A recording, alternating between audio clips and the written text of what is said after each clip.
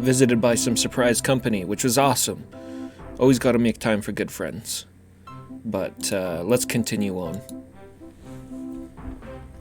So I got my signatures from Yellen and Dupre and Sherman vouching for me, so now I can enter in the town of Olympus. I already gave this guy the ticket, so we'll just walk on in and meet with some of the non-insane members of the 1893 expedition. The ill-fated expedition.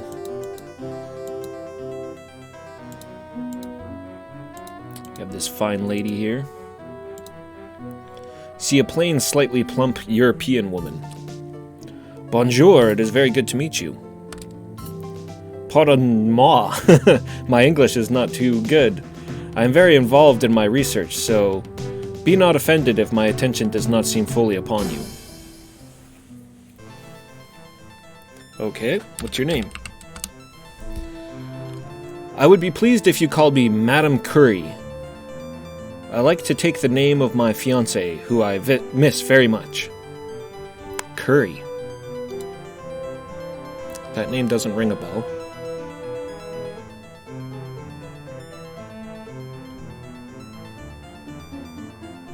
Okay, yeah, there is somebody here. In the old clue book. Marie Curie, 1867 to 1934. This Polish-born French physicist discovered the radioactive properties of radium and plutonium. In 1903, she was rewarded with the Nobel Prize for Physics, followed by one for chemistry in 1911. She died of leukemia, no doubt caused by her pioneering research in the nature of radioactivity. Some of the Martian artifacts discovered by Lowell and others are powered by radioactive substances, making her an expertise.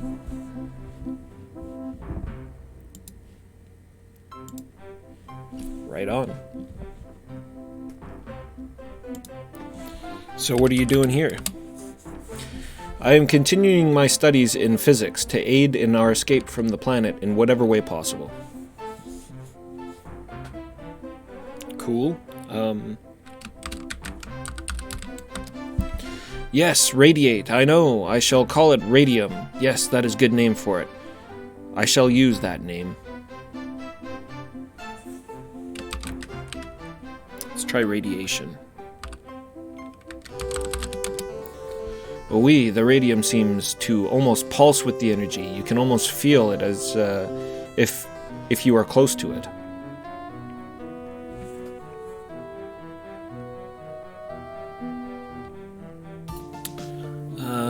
What else did she say? Physics? No.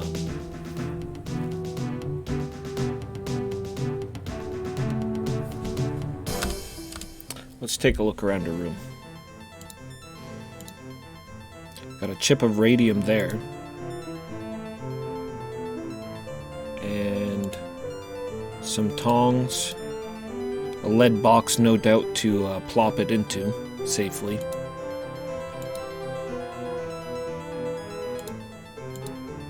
And some acid. Maybe let's try asking her about the lead box. Radiation is super bad for you. Yeah, I'm not gonna touch that thing.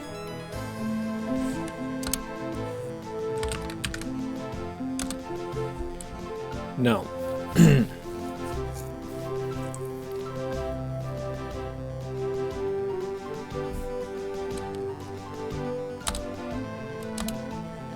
Yeah, this lead box right down here.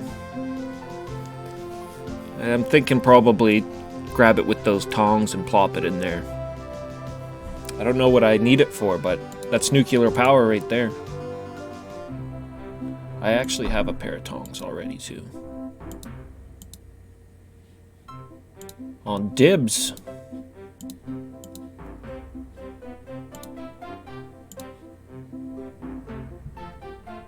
What do you mean no place to put?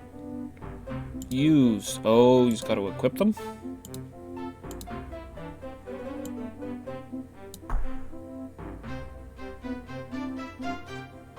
Installed Ultima 6 again. Hell yeah, man. That's been my favorite so far. I'm ready to be done with the engine, though. When I beat this one, it'll be good to move on to Underworld. Sherry's level 6 and max dexterity. I think you can max her out. No, I'm thinking YOLO. YOLO you can get to 29 with one level. Hell yeah. You gotta get her strength up so she can wield a two-handed sword. That's awesome. Sherry's a great party member, man.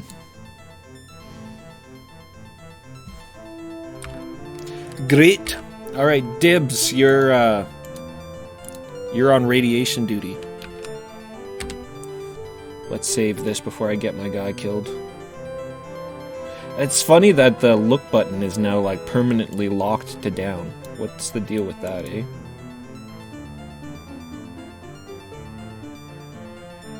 That's what I did with her too, yep. 30 dex and 2 boomerangs. She just slays.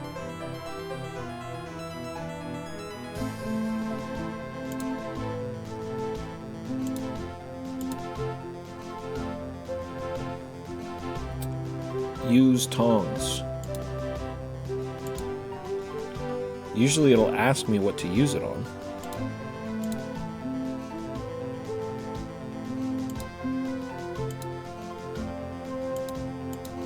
Okay, he's not sick. No, he's sick now. Well, how the hell do I pick it up with the tongs? I know that's what you use on it. Attack it. Attack the radium.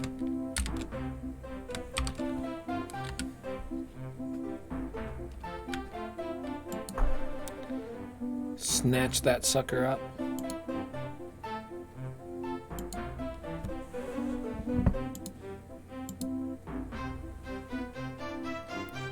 The tongs will now protect your hands. Okay. Get. Dibs is poisoned. Kiki, hey, how's it going?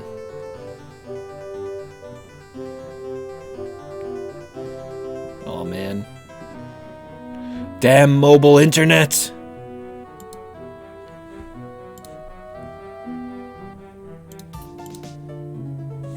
Right, maybe he needs tongs in each hand.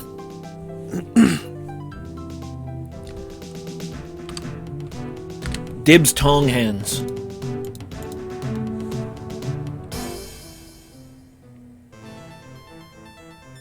Maybe that's what it is. It's like he really does just get poisoned either way. The tongs just reduce it. We'll do a little experiment. This is a very scientific game. Yes. Instantly. Ouch, it's very hot.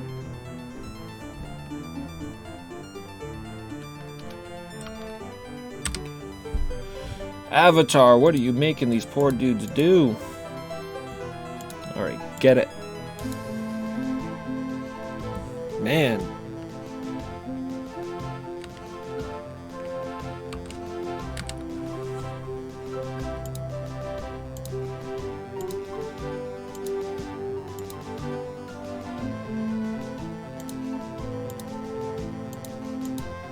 Well, shit. Better him than me. Or I could stop being an idiot and move the box over. Yeah, exactly. A dodoy.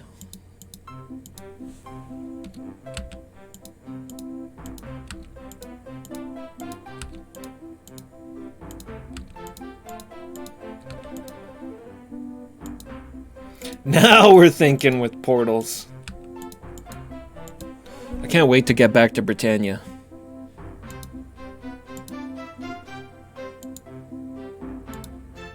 This Game's not bad. I mean, I enjoy it. But it's no Savage Empire. Darth, hey man, how's it going? Yeah, I did, I got a surprise visit from 13 Dwarves.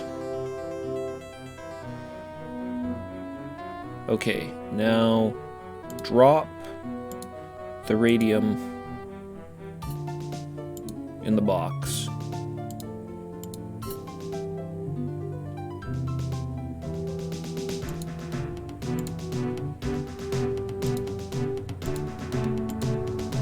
Okay, then do I keep the box? How heavy is it? There we go. Yeah, that's not bad. I can hold on to that. Yeah, some good friends kicked in my door, so I had to entertain them.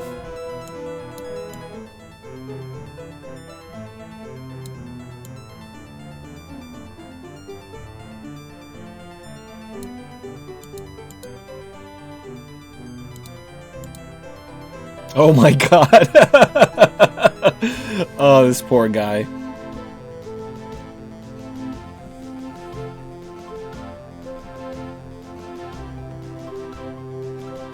Poor guy. Alright. You see a haggard man with faraway stare. State your business, sir. You notice his eyes are red from crying. Who are you?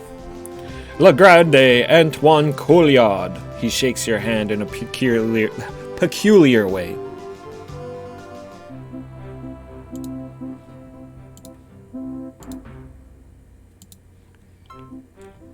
Couillard.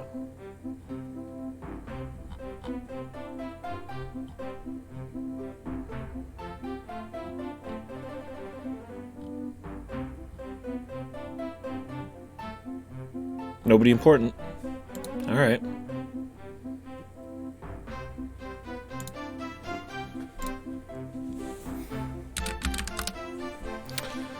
Are you a mason, sir? No. Well, no harm in asking, I suppose.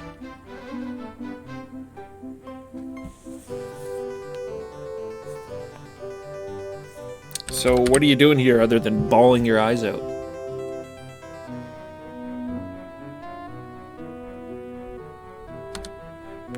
Seagull makes me guard the dream machine. He looks towards Olympus Mons. But I wish I could search for my brother. Perhaps you could help me. Oh, he said he's missing his brother. Oh man, I sympathize. Brother. Yes, my brother Jean. He is missing. Yeah? What's going on with John? I was ordered to guard the machine, but Jean was sent to find iron ore in the Olympus mines. Well, we found tons of iron ore. I don't know if there's any in the Olympus mines, but someone should look for Jean, but everyone is afraid to. John, whatever. He looks at you hopefully. Maybe you? No, you wouldn't be interested. But perhaps? You might not be afraid. Could you look for Jean for me? Yes. I'll help you. That's the avatarly thing to do. Oh, thank you. I knew there would be someone who would help me.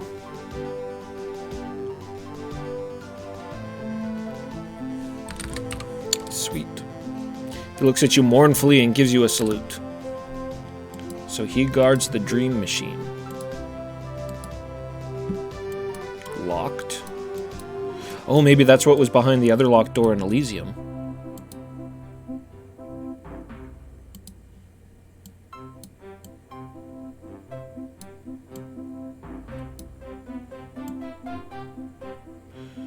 Do.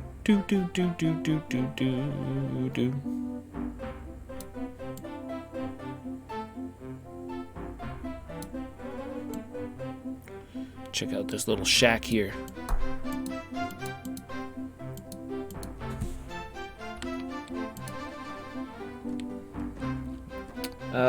Cap, a silk scarf, thigh boots, a wool sweater, and denim jeans.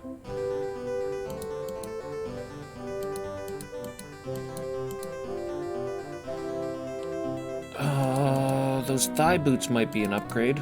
Yeah, let's give those to, what's her name? Nelly. I've never even talked to her yet.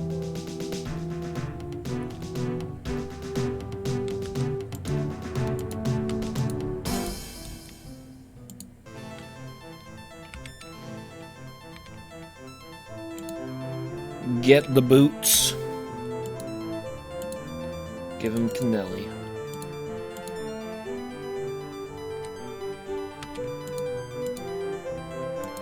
She can put her nice boots in her sack. Oh, I'm running pretty low on ammo.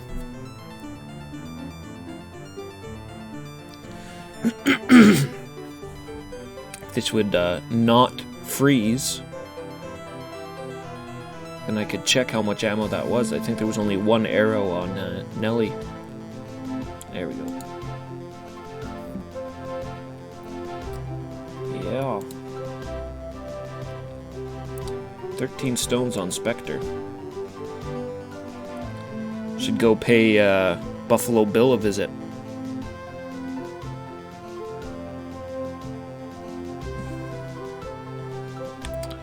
What else we got here? Sledgehammer, machete, a saw, pry bar, and a wrench. Got all that.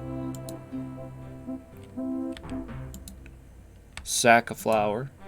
Sack of grain. And an empty bucket. Do we have an empty bucket? We do.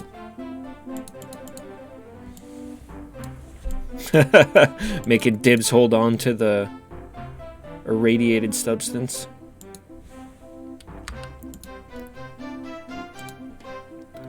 Ah, yes, a candlestick, and a candlestick. I'll take those torches, though. Thank you kindly. A shitload of berries. Who's holding on to the berries? I think it's Spectre. Spectre, get up here and grab this stuff.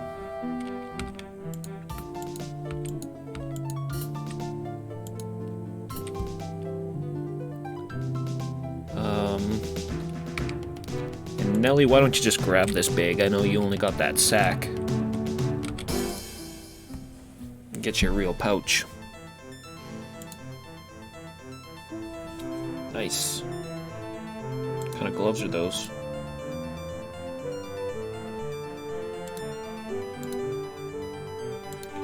Get rid of those silk ones.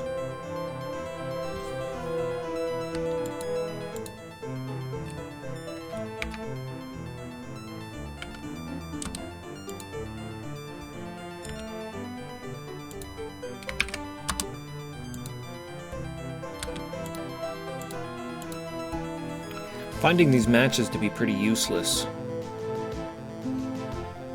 I think I'll just drop them.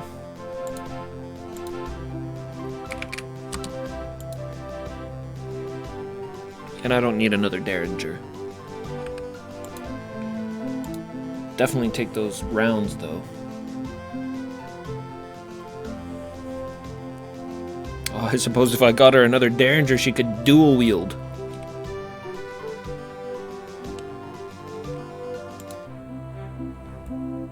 Why not? Hold on to it for now.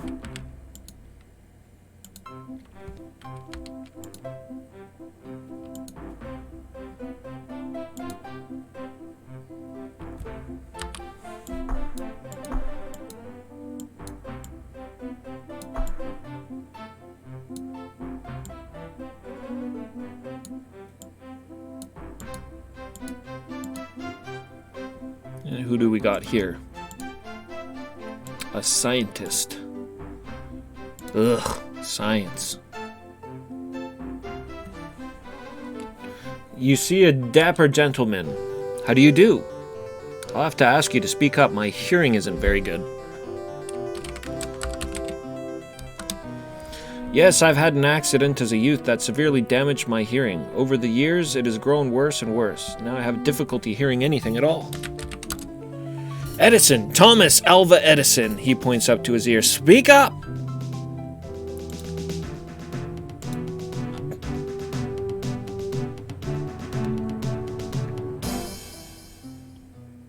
Thomas Edison lived from 1847 to 1931, America's most prolific inventor and the first entrepreneurial scientist. Edison was issued over 1,000 patents in his lifetime. He's popularly credited for inventing such history-making devices as electrical lights, the phonograph, and the motion picture. I was quite taken aback by the animosity between Edison and Dr. Tesla.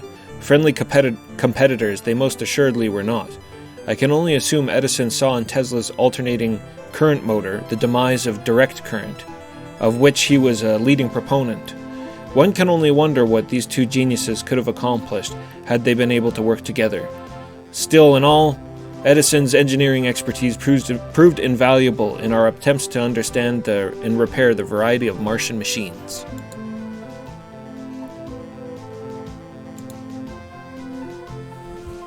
Alright, Edison, how can you help me? What can you do for me?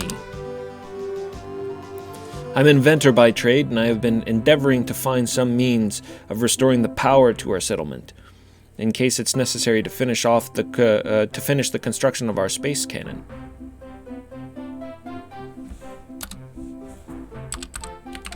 Yeah, definitely seems like we need to restore power somehow. There's all those bridges I can't raise or lower without more energy. They've got those blasted towers up as though they'd been able to broadcast electricity, just like that whippersnapper Tesla keeps saying. But he's crazy and the towers don't work. Told him, he chuckles, obviously pleased with himself. Blasted things are somewhere over in the north of Agrer. Perry's seen them. Yes, the big ones scattered about the planet. They are meant to broadcast the power from the central station, I'm sure of it. There are also certain devices that operate by power stored in radium, but they are much less common. You know, those towers and all that power beamed about the place is probably the very thing that destroyed the Martians. You're wrong! You know what destroyed them. A plague. Yeah, I already talked about her. I already talked to her about the radium. She doesn't really say anything other than that it's a good name.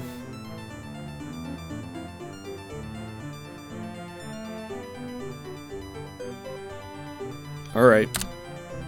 Good day, Morgan. Thank you for being patient with my poor hearing. If you need, please come and talk to me anytime.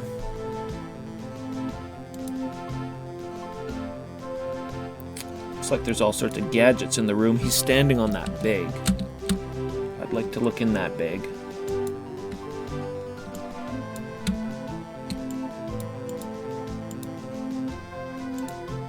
Oh my god. Edison! Come on.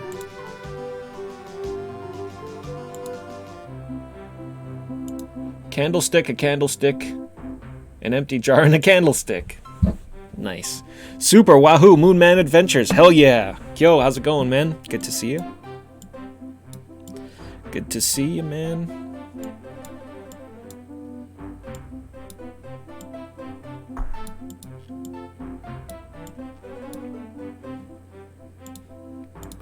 Yeah, this is quite the game.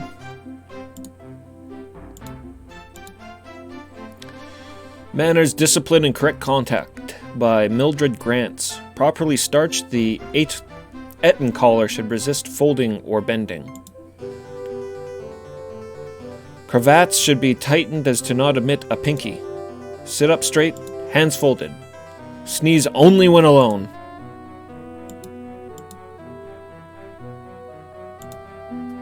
Gotta live your life by that book. Oh my god. Man. There's some good ones in this game. Hell yeah. He's happy. He's a happy guy. You see a man dressed in the garb of a seaman. Seaman. He started as if to interrupt from slumber. He starts as if interrupted from slumber. Eh, what? What do you want? He gazes at you, bleary-eyed. Who are you? I'm Captain Trippett, ex-merchant marine at your service. What are you doing around here? Back on Earth, I worked as a sailor and a merchant marine. I was recruited by Mr. Lowell to operate the canal barges. Seemed at the time like it might be interesting work. It's been dry and dusty couple years, though. Without any water in the canals, my job consists of sitting on my duff and sleeping. Now, you mentioned barges. What's up with that? Those are the vehicles that were used to transport goods and people of the Martian canals. Most of them seem to be armed with cannons. I wrote down the location of the intact ones found, hoping to pilot one someday. He searches his pockets until he finds a small notebook. There was one between Arisa Mons and Noctis Labyrinths. Okay, I know exactly where that is. Gotta write these down here. 25 south, 120 west. Barge, Arcia, sorry. And west of Olympus Mons. 8 north, 162 west.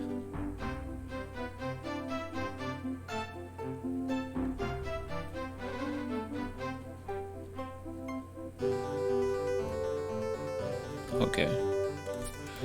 Alright, I got those down. Those last two had cannon. Good to know. Good day, my friend. Hopefully we will meet again.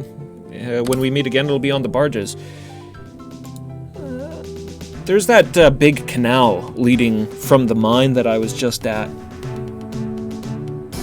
I'll bet you that's how I put that minecart with the coal. How I move it out of that area. Sorry, the iron.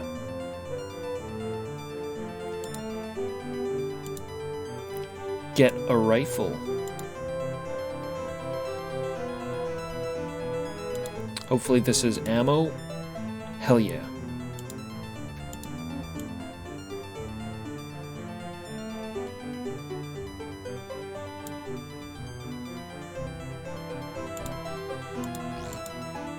The villages are pretty big in this game. I gotta admit.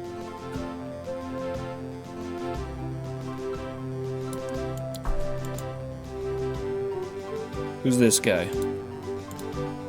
Oh, that's Teddy.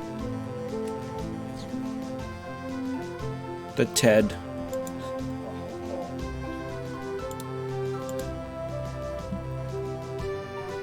See a broad-shouldered man with an equally broad grin.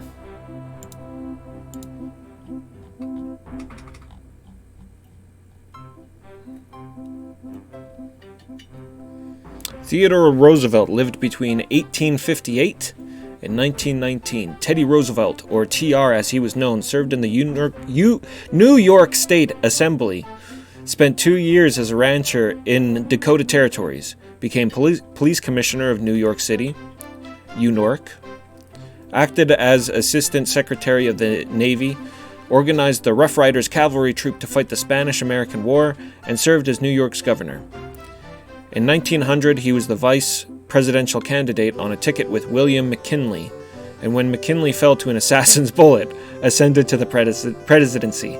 Serving from 1901 to 1909, Roosevelt's police experience and familiarity with the latest developments in forensic technique proved invaluable during the Martian adventure.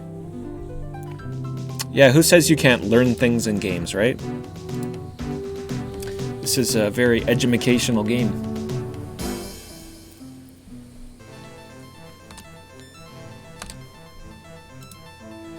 He grips your hand a bit too firmly and pumps it up and down vigorously. I say, good day there. Quite pleased to meet you. Ahem. Quite. What's your name? Commissioner Theodore Roosevelt. I usually am addressed as TR, however. And what are you doing around here? Here on Mars, my duty as police official are, as you imagine, reduced. Nonetheless, I am still in the business of solving crimes. In fact, I believe I know who was the culprit that sabotaged our 1893 expedition and caused Mr. Lowell's space cannon to discharge prematurely. Oh yeah? Tell me all about it. I'm positive that the Russian holy man Rasputin, of course it's Rasputin, was the fiend that did this act. I've been able to collect samples of fingerprints in the original expedition ship. I have endeavored to reveal the identity of the person who left this incriminating evidence. I also believe that one of Rasputin's troublemakers was behind the destruction of the reflectors used to communicate with Earth. Rasputin wants to take over Mars! These large mirrors were used by Mr. Lowell to send Morse code to the observers back on Earth. When they were smashed, we could no longer reply to the messages sent by Mr. Tesla. Well, that's okay, because we're here now. I'm sure he's the one responsible for launching the space cannon a day earlier than planned and trapping us on Mars. His claim was that visions had driven him to commit this foul deed, but that excuse in no matter absolves him from his crimes and facing justice.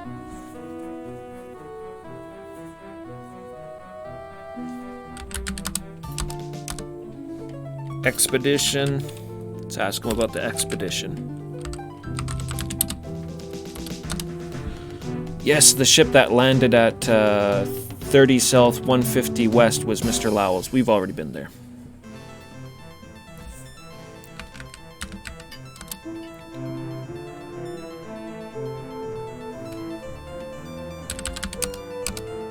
Thought it's just good enough to... Yeah, that's right. It's not Sabo. Fingerprints. Let's ask him about fingerprints. He folds his hands behind his back, and his voice takes on the tone of an instructor. Yes, quite. The technique of lifting the fingerprints is a recent addition to the field of criminology, developed by Jan Vojtech of Argentina. No two sets of prints are the same, which provides undeniable evidence of a person's involvement. But I think that's not quite right nowadays. I think they've discovered that fingerprint analysis isn't quite as foolproof as originally thought.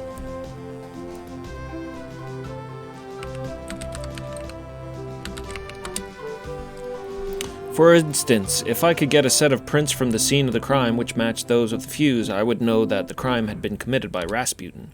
I'm still collecting evidence on that one. He's definitely not to be trusted. He's Rasputin!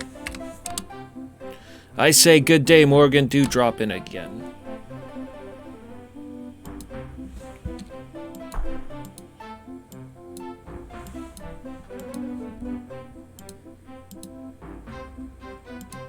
All sorts of colorful characters. You see a seasoned-looking man. He strides forward to greet you. How do you do? It's a pleasure to meet someone who shares the spirit of exploration. And you are? Robert E. Perry, my friends call me, Bert, and I wish you would too.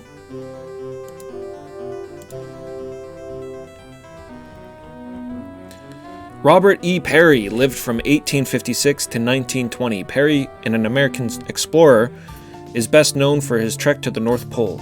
He entered the U.S. Navy in 1881, first traveled into the interior of Greenland in 1886, and reached the North Pole in 1909. Shortly after being stranded on the Red Planet, Perry embarked on an expedition to its North Polar region. His discoveries there marked the turning point in events on Mars. Good God!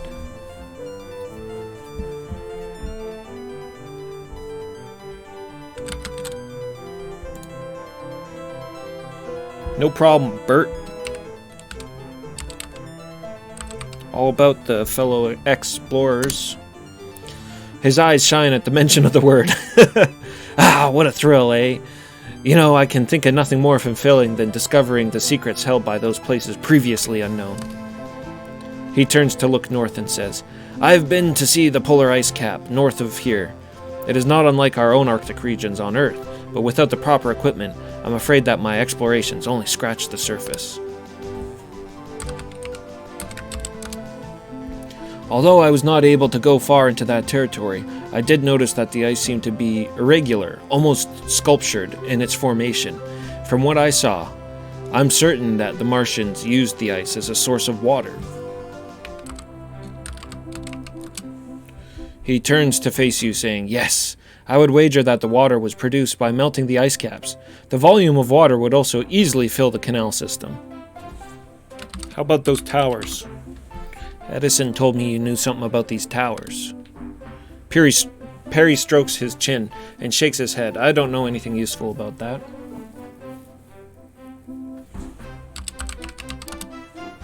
It would be interesting to examine the workings of the planet with the power on. There are many things whose functions we can only guess without the power to run them. I saw some towers over by the McLaughlin crater that looked like they were built to harness energy. Let's see, that would be about the coordinates of 8 north and 14 west. 8 north, 14 west. Power.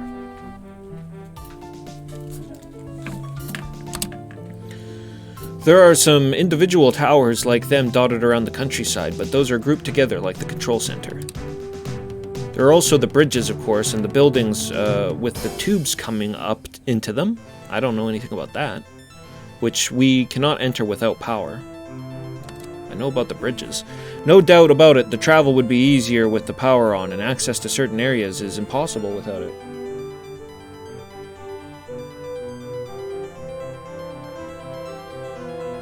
Buildings. Because they are located near the major cities, I surmise that they are either a transportation system or a communication system. I cannot tell without closer inspection, of course. There are 4 of the buildings in the one near Agrir is 34 south, 64 west. The one near Helia, I don't need to... Let's just write down the Olympus one and check that out. I guess Elysium too, because I know where that is.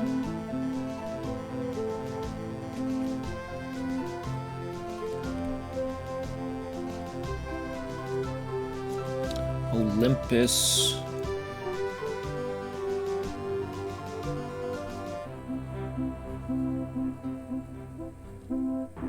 Elysium. All right.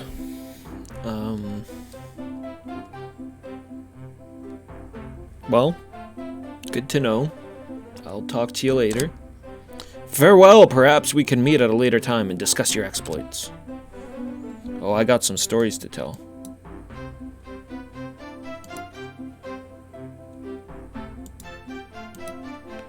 About that time I shattered the Gem of Immortality. 30 rifle rounds in a rifle.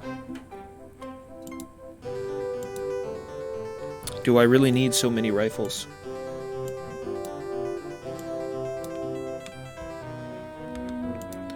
I will definitely take those rounds, though.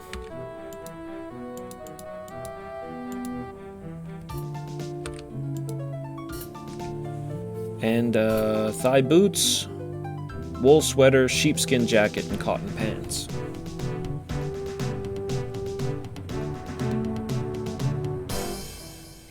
I wonder if the wool sweater is warmer than the, cape. I mean, I wouldn't think so.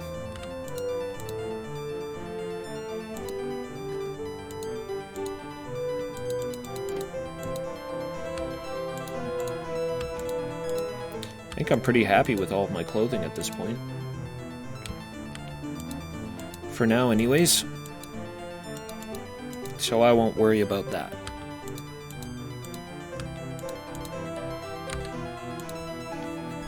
Ah, yes, The Three Musketeers by Alexander Dumas.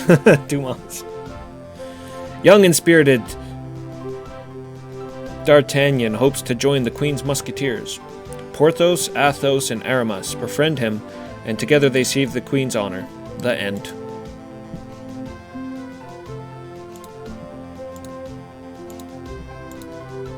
That's all you gotta know. 30 pistol rounds, a revolver, and a box of cigars.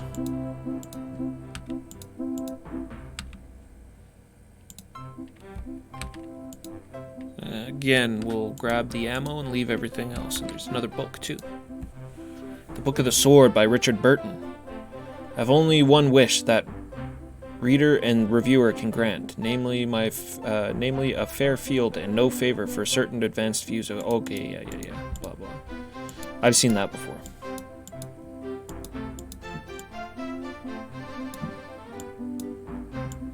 No particularly useful books in this game, so far anyways.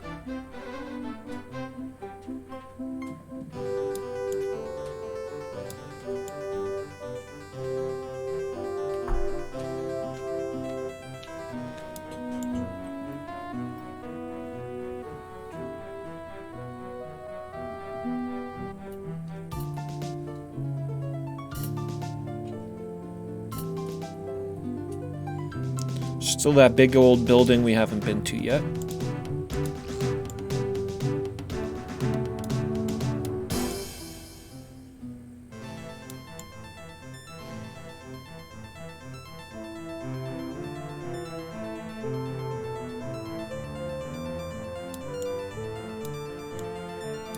Who is this? Did I go here yet? You'd think all of these boxes would be opened if I had.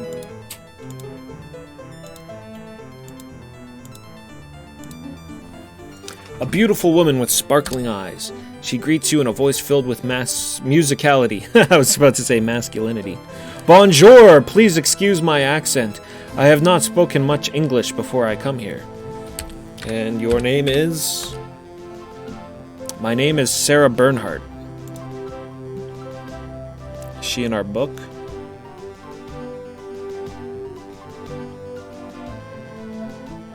Yes.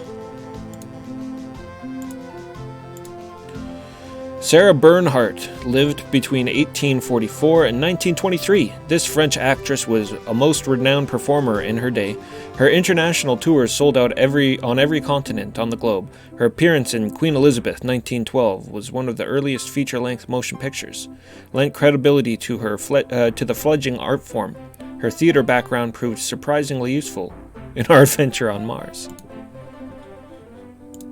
When you're getting attacked by plantimals, you need somebody to act as a distraction, I guess. Okay.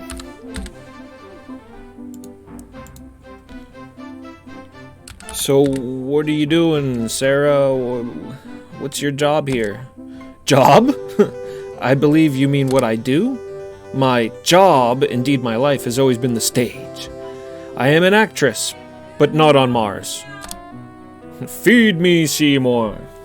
I have tried to perform to entertain mes amis here in the settlement, but of late I have found more relaxation in pursuing my interests in sculpture and painting.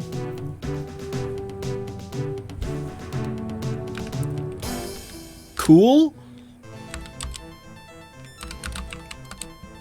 Oui, there is much beauty in the works left by the Martians. It is very sad to think that they have passed on.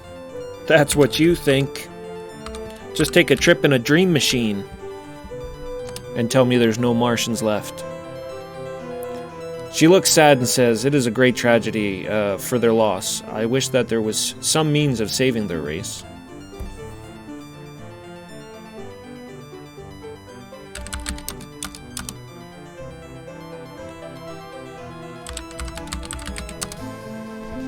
She indicates her room. I have very few equipments to use, but I have found that I can still render the beauty of the Martian landscape, even with the few colors I have available.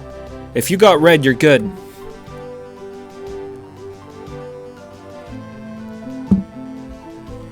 Just paint the canvas red. Call it Mars.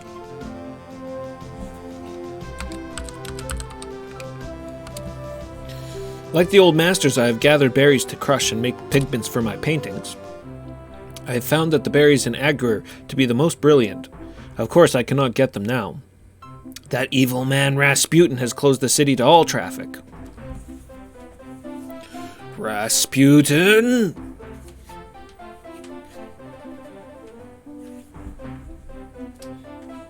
Damn shame.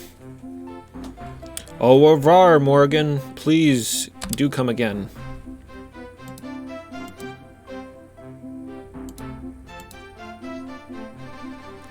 Ladies' silk gloves, cotton dress, man's shoes, and man's shoes.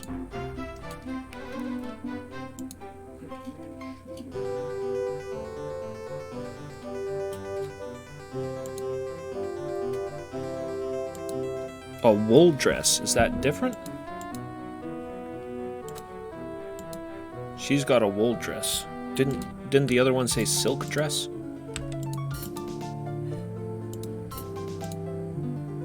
Cotton. Okay, well. I think the wool one looks warmer. So we'll just keep with that. And grab some weed killer. Hell yeah.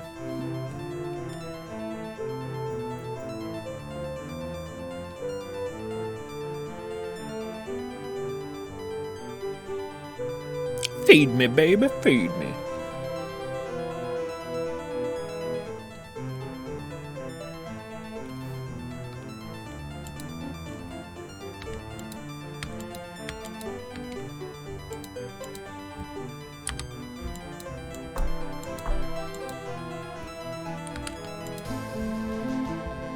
Thread, a needle, an empty jar, and an empty jar. I'll pass. I'll pass on the empty jars.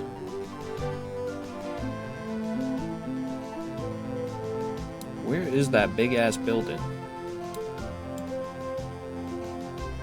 Ain't been in that one.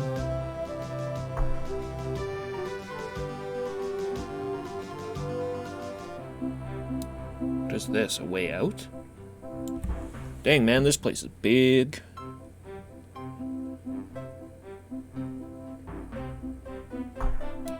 Okay, there's the big building I was looking for.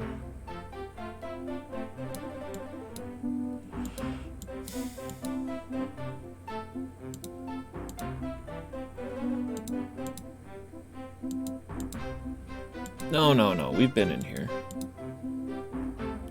That was the Mariner dude. Trip it. Did I not look in this bag? Or is there just nothing in there? Yeah.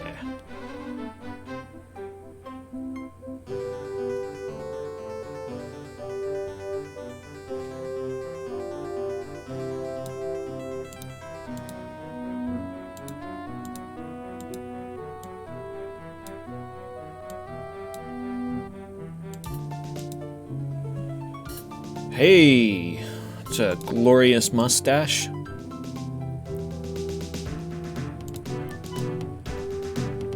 The Prince by Machiavelli. This little book seems to be advice on how to be ruthless. Well, the Avatar doesn't need a book for that.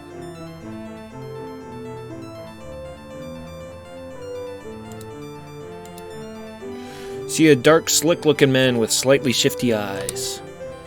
Well, Nathaniel must have cleared you if you've gotten this far. Welcome to the beautiful colony of Olympus. He smiles widely, vigorously shaking your hand. I assume that your appearance means that a ship has arrived to rescue us. This is good news indeed.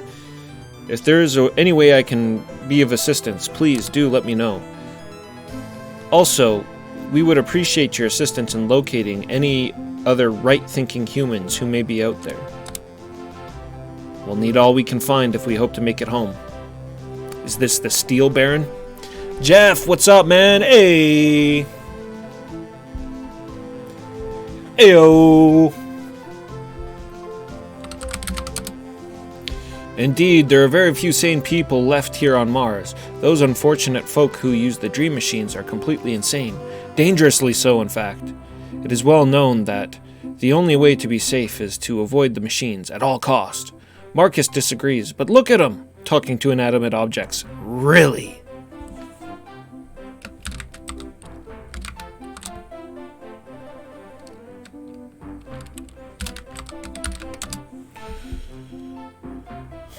Oh, what do you mean? Was that not a keyword?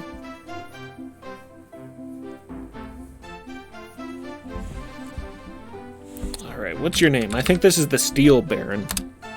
Siegel. Jack Siegel. Honored, sir. He smiles broadly and pumps your hand. Siegel. With a great mustache. If you take away those mutton chops, he looks very familiar.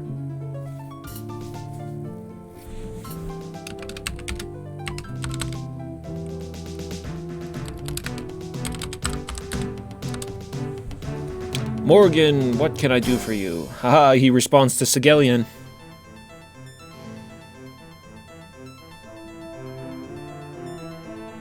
Oh, extraneous apostrophe. Sorry, man. Sorry, Seagull. There we go. Right, crazy Marcus. He lives by himself in Hellas. Since I persuaded him, it was best that he leave. Damn, man. Cold-blooded. He used a dream machine, and we just couldn't trust him after that. He shakes his head sadly.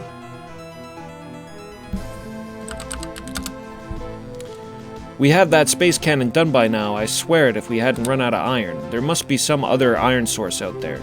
There must be. Or we are stranded here with those insane characters over there in Elysium. Oh, yeah, no bot. Is that what that command that you just put in is supposed to do? It's supposed to say the upload time? I don't have any bots, man. My stream's so ghetto. I don't even have a chat on screen.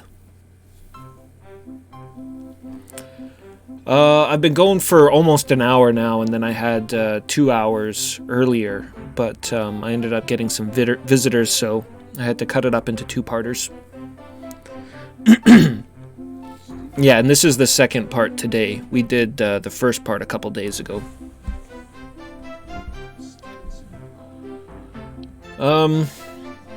Yeah, there is another source of ore, man. We found it.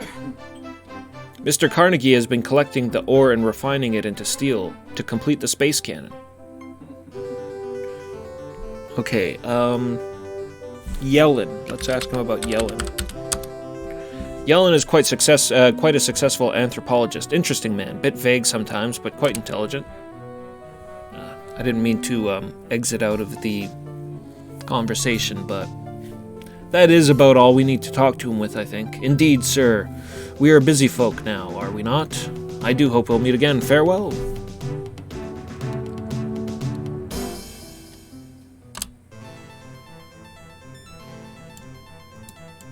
I mean, if I knew what I was doing with any of this shit, I'd have bots set up so that you guys could check that kind of shit, but...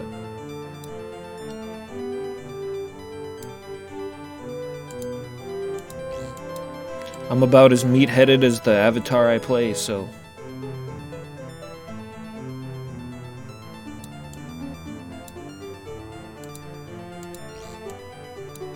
I really like those little Martian door opening noises.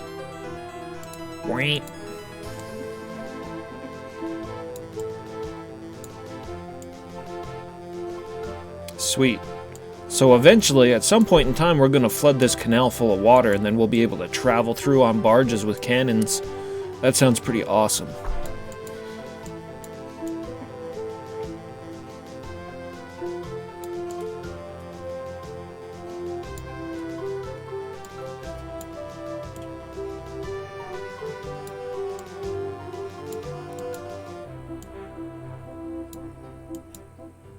Game timer generally. I noticed a lot of people use timers. I wasn't really quite sure what the point of that was, but I suppose now it's yeah, for people to see how long the stream's been going. That makes a lot of sense.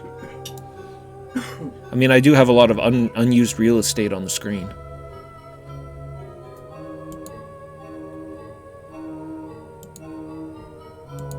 I'm always open to suggestions for making the stream a bit better. Who's got the damn lantern?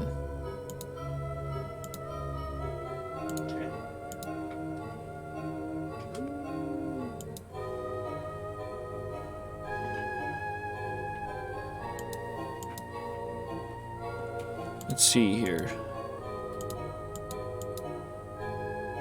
Bunch of dark, evil Martian machines.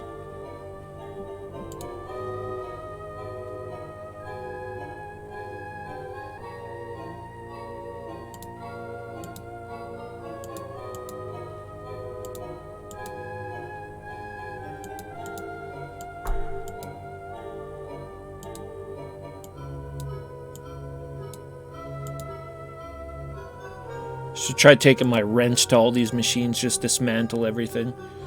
The panel is loose. The panel is broken.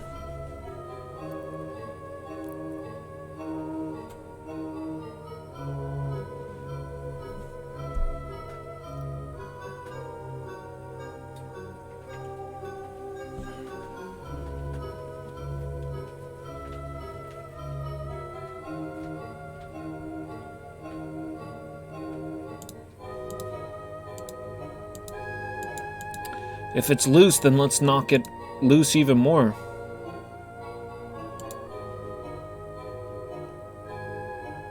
I'm not here to fix shit, I want to break it. Must be repaired first.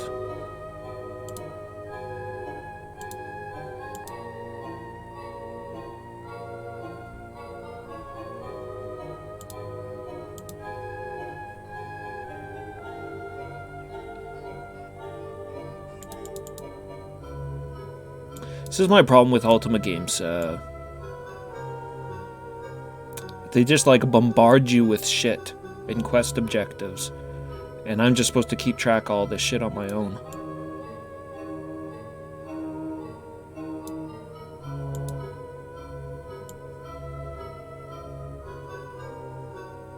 I feel like if I used a timer, I would just always forget to turn it on.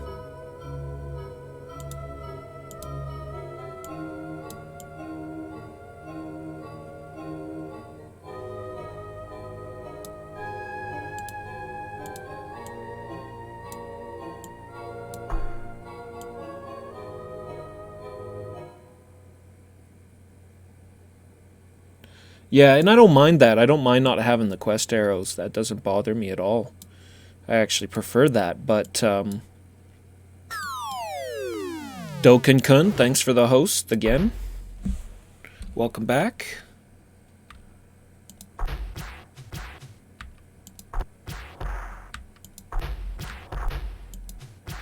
Oh my god, it's just a bush rat. Just kill it. These guys.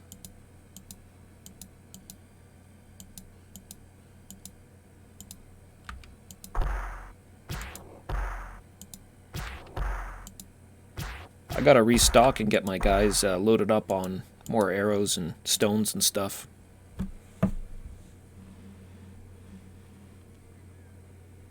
Yeah, I can only imagine. Like I don't need anything like that much more. I don't need that much more hand-holding or anything, but maybe if it was just set up a little more linearly, you know? Do this objective to unlock this next objective, as opposed to let me just give you everything in a row.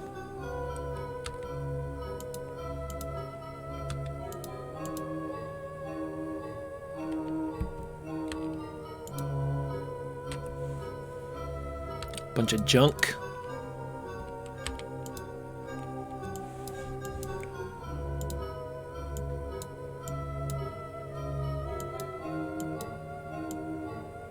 Alright, let's get out of this creepy passage. Is Sherman Shamino? You tell me. Yeah, Sherman is definitely Shamino. I found him and Yellen, and Dupre is just Dupre this time around. But it seems like Shamino's the only one who's got a pair of balls on him in this game. The other two just want to hang out in this mine and be losers.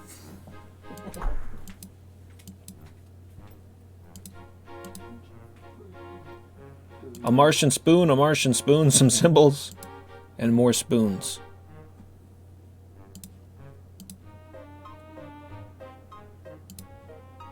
Essential equipment.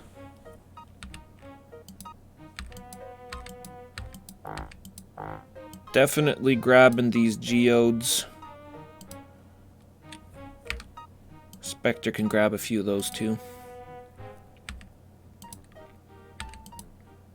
Thank you. Crack that open with your little hammer, man.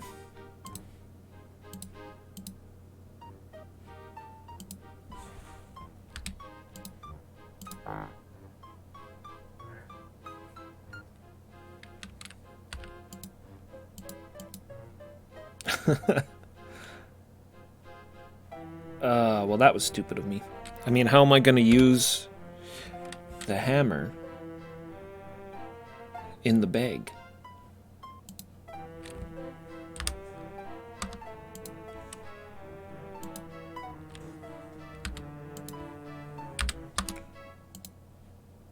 What is going on? Move that. How many? 8. Why is it being weird? Whatever. Holy shit. And I'm carrying too much.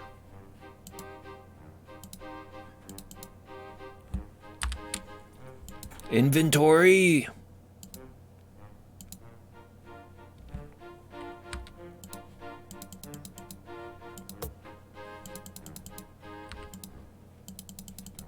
Just trying to crack open these geodes and get some more oxium.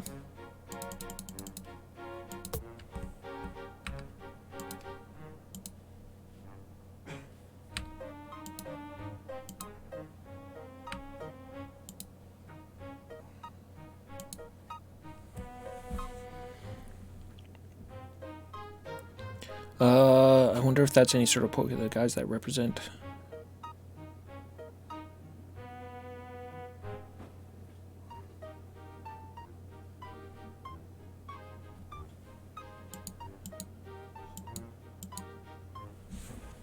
Yeah, Warren Spector was the producer for this game. I think this was his first game with Origin, actually.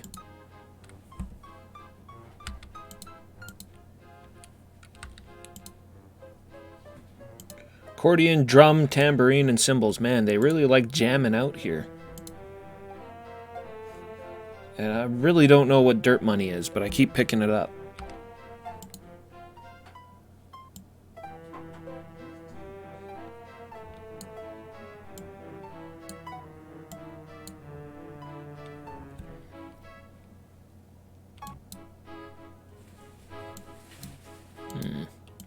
It is nighttime. Maybe I should camp.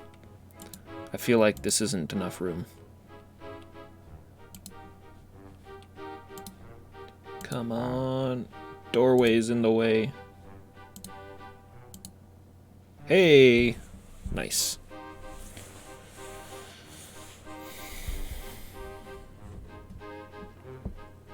Yeah, I'd have to look it up. I actually don't know too much about Warren Spector or Origin.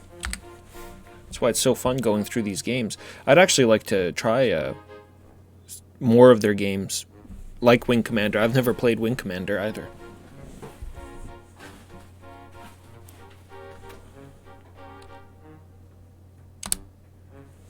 I have a friend of mine who's just has very fond memories of the Wing Commander games, particularly, I think it was Privateer. I think that's what it was called.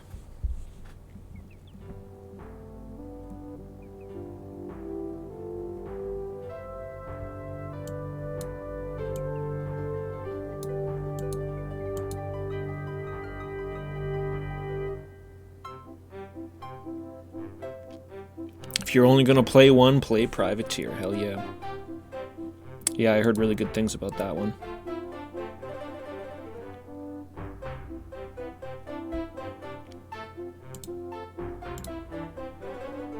Catherine the Great, an informal biography by Roger Orkant.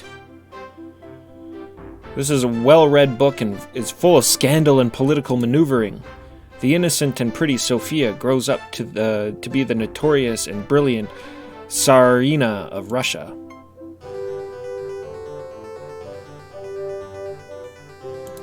Rasputin's been here. There's some book about Russia.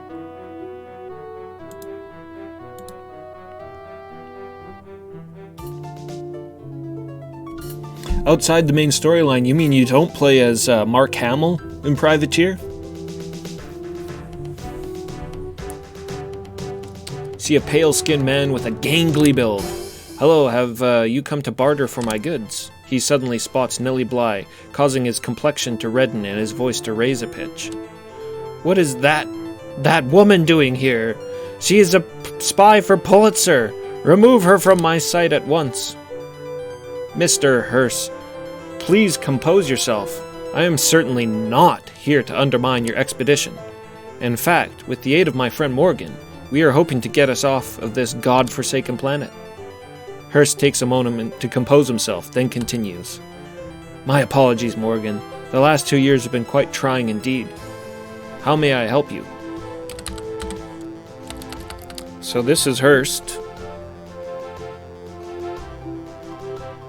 He's one of the big main dudes of the expedition.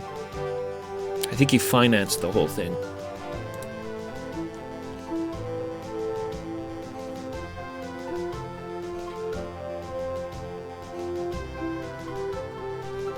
Wherever the hell he is.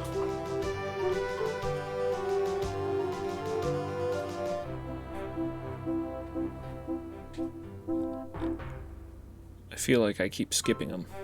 There we go. William Randolph Hearst lived from between 1863 and 1951. Hearst, a renowned American newspaper publisher and pioneer of yellow journalism, was the financial sponsor of the ill-fated 1893 Mars expedition. Hearst's papers were cheap, sensational, and provocative, appealing to the common man in a way no newspaper had before. He and his bitter rival, Joseph Pulitzer, competed for the minds and pennies of the public.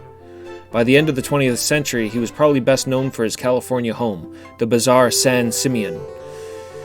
It will come as no surprise to those familiar with San Simeon that Hearst became a collector and trader of Martian artifacts. Perhaps junk would be a better word, during his stay on the Red Planet.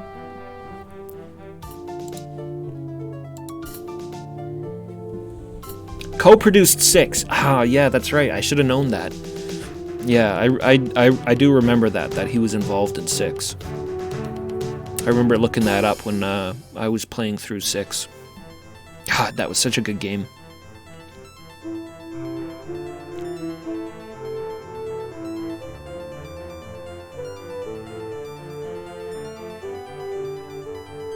Privateer 2 had potential, but was buggy to the point of being unplayable.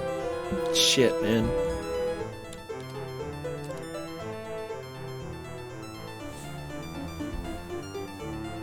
I feel like that Chris Roberts guy had, like, a bad run with financing or something. Maybe I just feel that. I don't really know anything about him or his games, but maybe I'm just saying that because of the Star Citizen that will never come out. That game that he's making, that's not a real game. It's just a dream.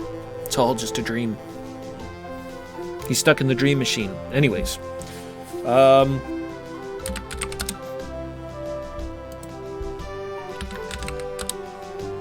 William Randolph Hearst, editor and proprietor of the San Francisco Examiner. Oh, God. So easy to just exit out of those conversations. Like I just did again. I was the primary backer for Mr. Lowell's expedition in 1893. Sadly, I never envisioned actually participating in the mission. Since my arrival, however, I have taken to collecting and trading Martian artifacts.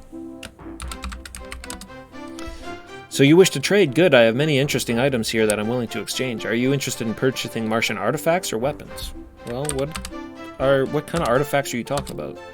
We've got spoons, jewelry, drums, and candles. Yeah, none of that.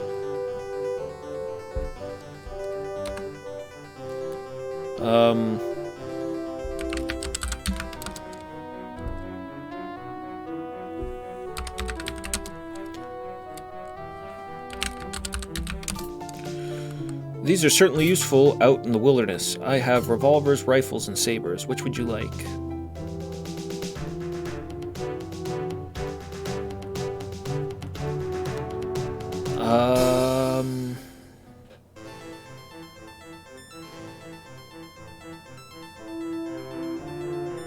none.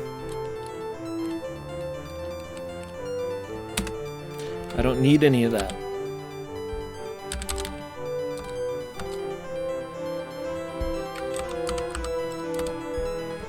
He shifts his stance, and you see a gleam enter his gaze.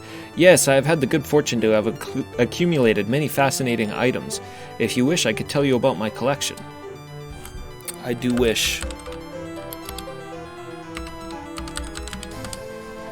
Beaming with pride, he beckons you to step closer. Reaching for a small bag, he says, "Come and see!" He produces a number of small, curious-looking items, none of which seem overly valuable. These items I was able to trade for from that explorer fellow, Yellen, and I'm certain that once I return to Earth that I shall become quite rich after my papers show exclusive evidence of the Martian craftsmanship. Better still, I have come into possession of a number of blue gems that should net a fortune.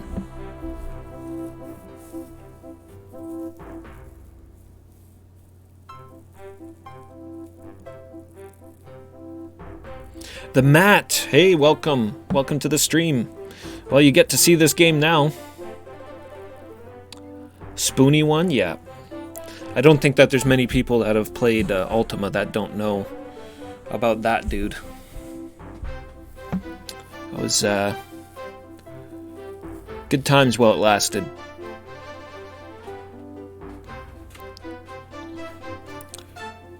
Wing Commander movie was the downfall of Chris Roberts. Did he actually direct the Wing Commander movie? If you say yes, I gotta watch that. I'm watching that tonight.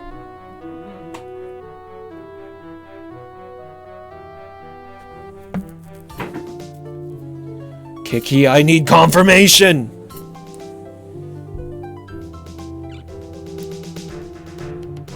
Gems. What gems?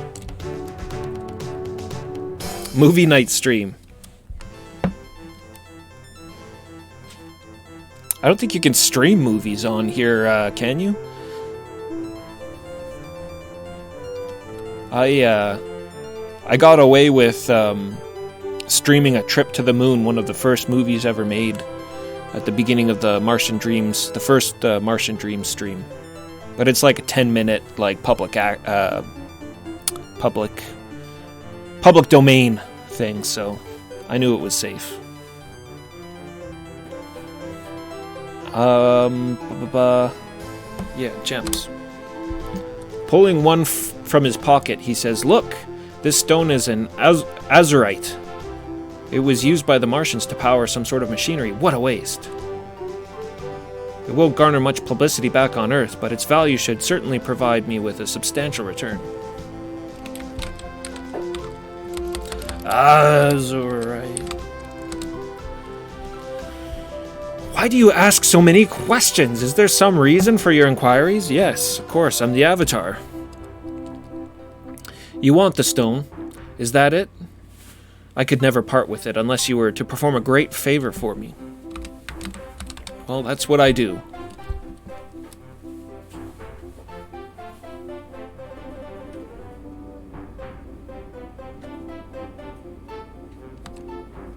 Yeah, if it's his movie, maybe you can stream movies if it's your own movie.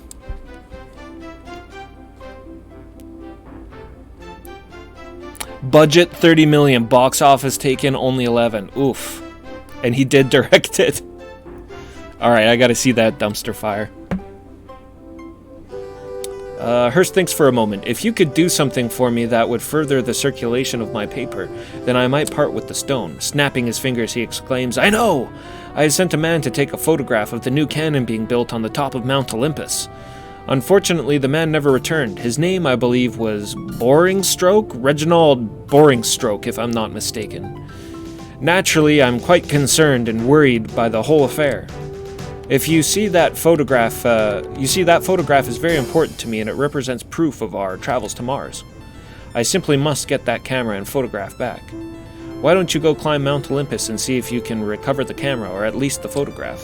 If you do this favor for me, I'll gladly give you the gem." Sounds great. Farewell. If you encounter any valuable, unusual items, remember me!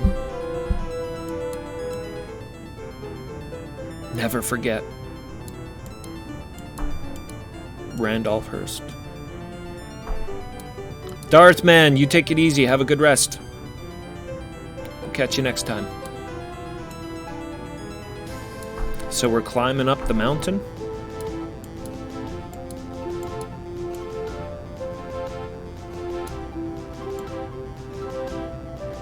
Yeah, we're going mountain climbing. Climbing Mount Olympus. Steampunk space adventure, I think, is probably a real accurate description of it, actually, yeah. It's very Jules Verne. Very H.G. Wells.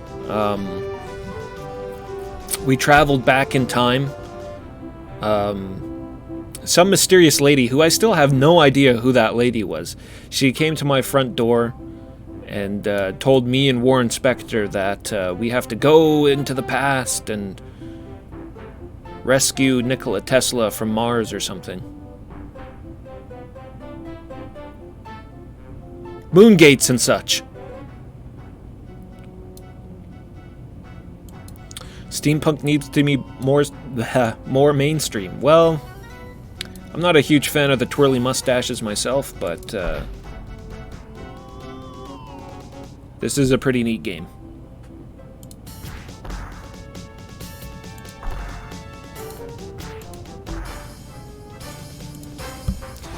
Speaking of steampunk, Arcanum.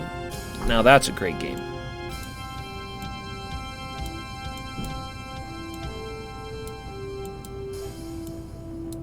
I don't know if you guys caught what I just killed there, but it's a planther.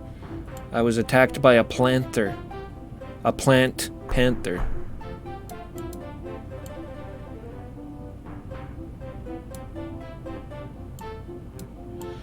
I'm actually really excited and interested in Star Citizen. If I can ever actually play it, I would love to give that a try.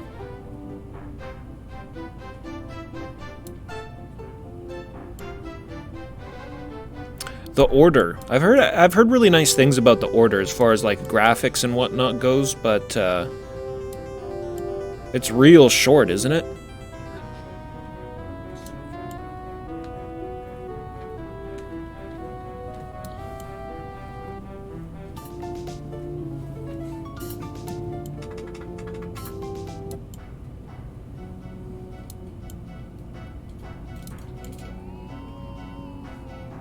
Petticoats and lycanthropes.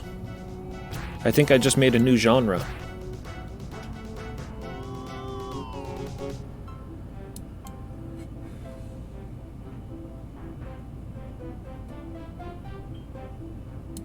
So I don't know who the hell those guys were throwing rocks at us, but we're gonna go kill them.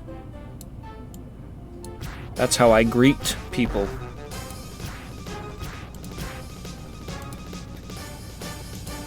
Welcome to my axe! Should actually be a little careful here. I mean, we're tough, but...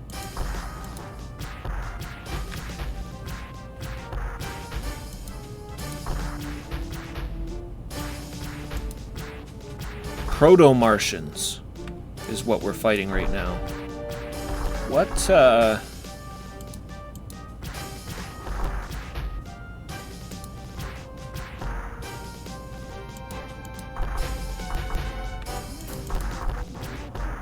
How the hell is Nellie still firing her bow? I thought she only had one arrow left.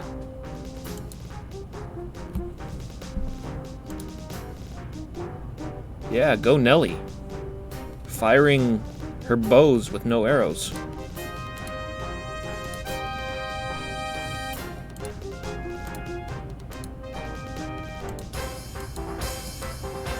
I ain't complaining. Looks good for a PS4 launch title. Oh yeah, I get you. It's, I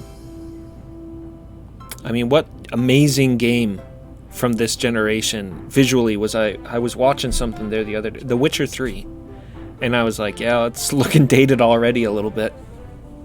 You can kind of see the age on it.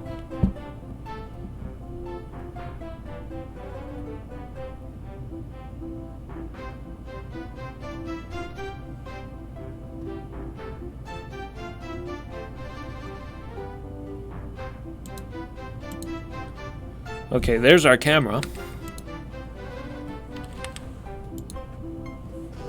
And that's what's left. Oh my god, that's what's left of the poor bastard who came up here before. The Matt, thanks for the follow, man. Really appreciate it.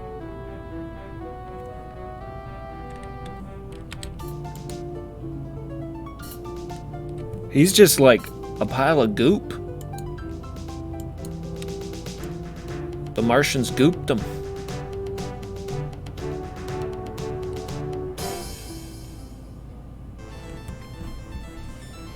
So I got the camera, now I need to take a picture of the...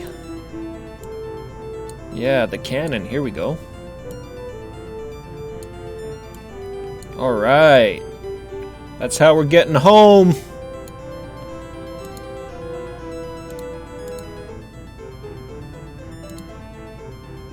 Okay, how do I work this thing? Spectre, say cheese. Come on everybody, say cheese.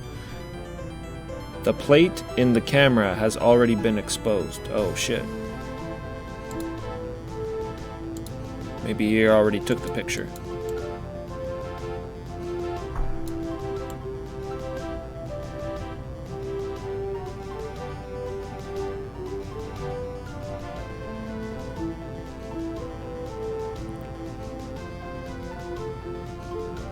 So slow.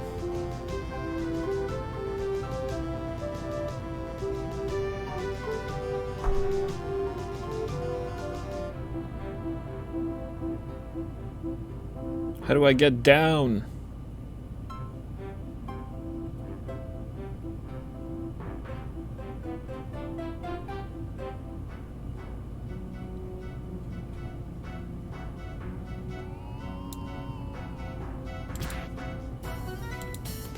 Martians!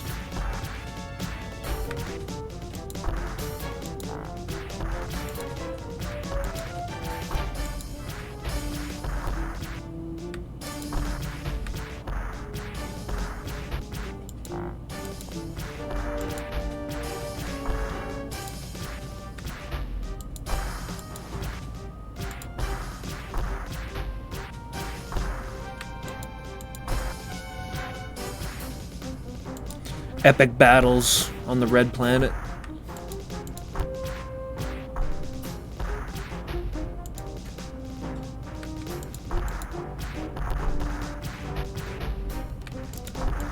No, they don't do too much damage, do they?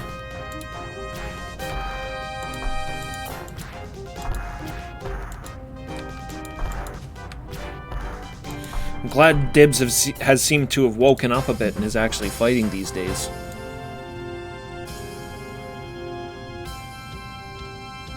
Sherman's a good example on him.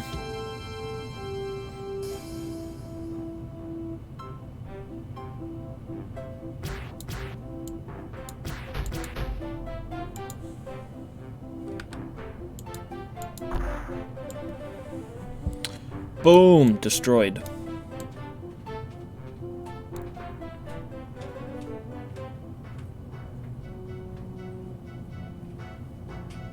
So what, it was down here and then I think I came around.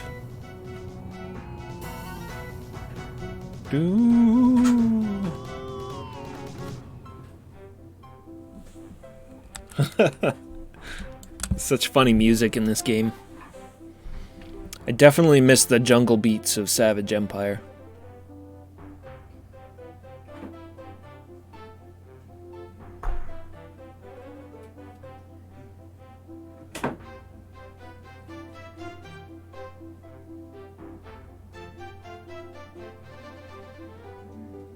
Cool party in that game too.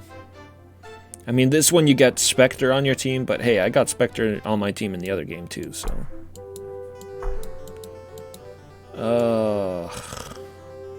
For real? Come on.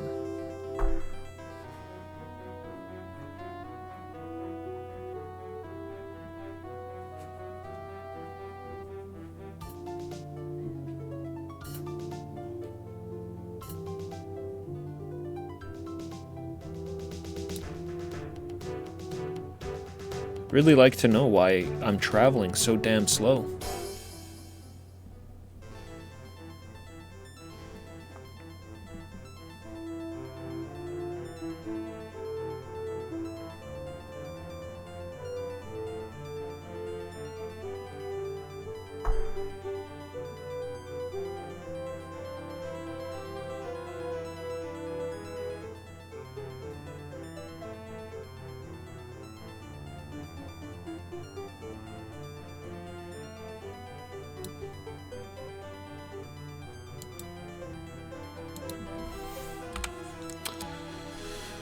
Oh, now it's locked up.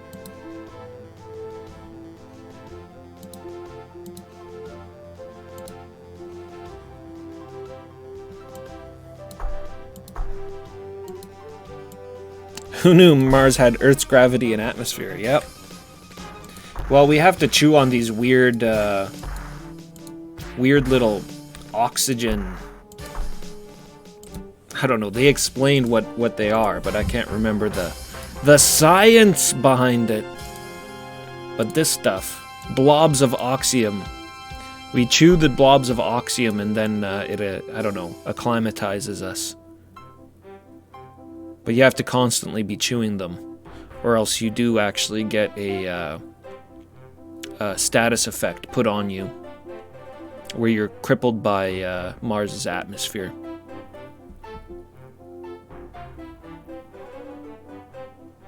I think it's -3 to every stat, and then you lose something like an insignificant amount of hit points.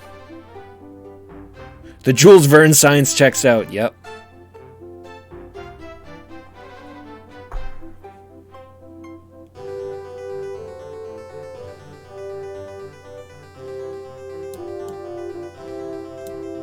Alright, Hurst, we're back. With your camera.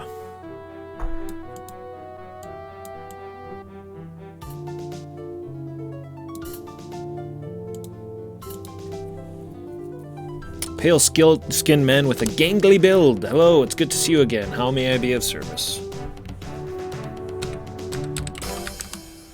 He takes the camera and breathes a sigh of relief. Good! I was worried that something might have happened to the camera after all this time. He doesn't care about the blob of a person that used to be there. Now I need to get the completed photograph from the plate of the camera. If memory serves, there was a Frenchman named... I don't know, I want to say Melou or Meli, who was living with those lunatics in Elysium. He had quite a background in film, so you can go and ask him to develop this plate inside. He hands you a heavy undeveloped photo plate. Farewell if you encounter any blah blah blah blah. So that's funny. He wants me to go and take it to the guy whose movie we watched on the first Martian Dreams stream. His name's like George Milieu or something like that. Millier. I don't know. French. George French.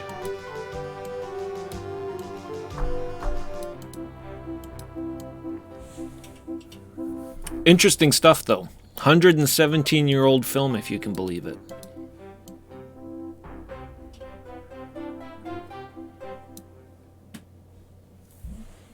I was just a wee whippersnapper back then.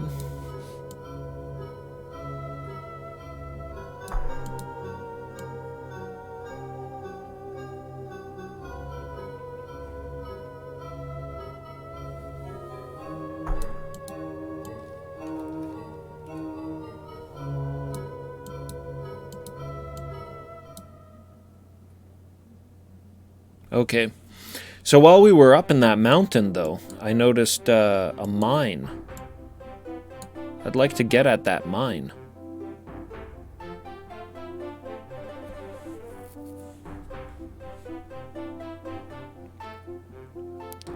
How can we get to the mine?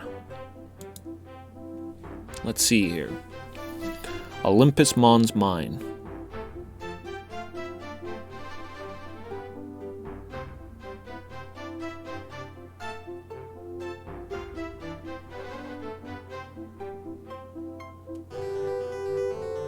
I mean, I didn't see any bridges we could lower. What am I talking about? We can't lower the bridges anyways because we don't have power. I didn't see any lowered bridges leading towards Olympus Mons, which is the mine I want to go to now. But I saw the entrance from the other side. Maybe I'm going about this wrong. Maybe there was a way to get to the entrance from the other side.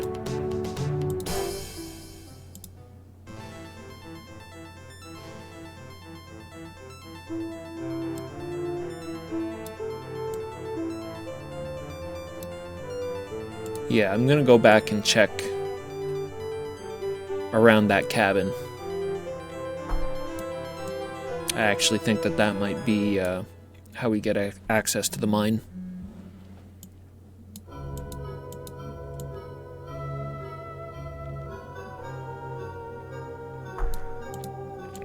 These Ultima games always have such good cave music.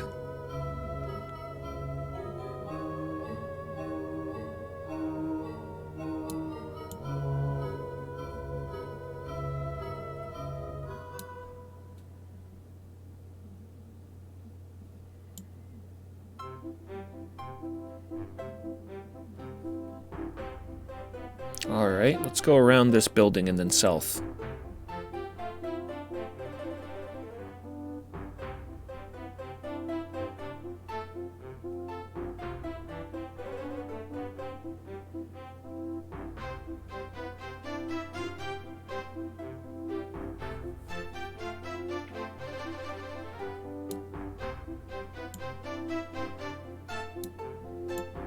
Oh, you want the music up? I can do that.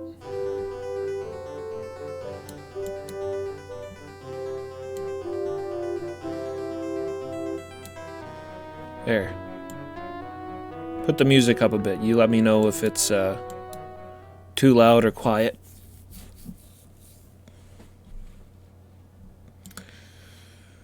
No room left in the backpack.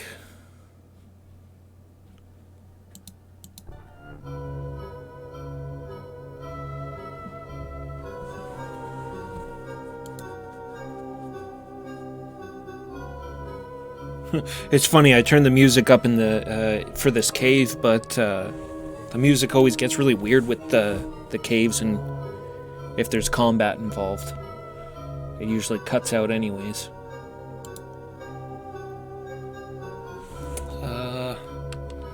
Let's pass this rifle off. I don't know why I'm still carrying this gong hammer.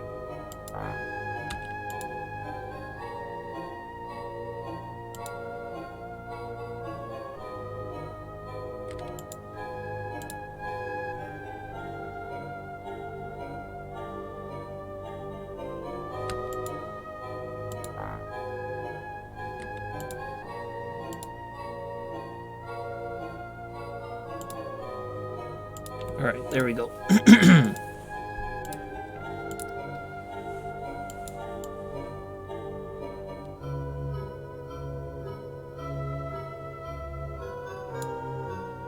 So,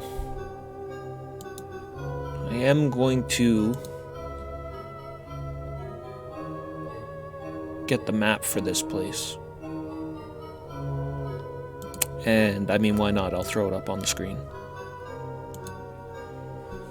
So we're at the Olympus Mines. These mines were very significant in our journey as they contained the cannon that eventually sent us home. Mr. Carnegie spent all of his time there, working tirelessly on this project. The cannon, and usually Mr. Carnegie, resided in the first branch to the left of the main north-south shaft. Okay, yeah, I see that. Going north all the way, then west, we discovered a more natural-looking cavern. Following the left wall, so that we would not get lost, we ran into a colony of rockworms. Just west of the worms, in the midst of them really, we found a supply of radium, to which they were apparently attracted. I think I might leave that. A rare slip, Miss Bly failed to mention that we were also found a man dying of his wounds near the rockworm lair. In his last moments, he gave us something that would provide valuable in our investigations.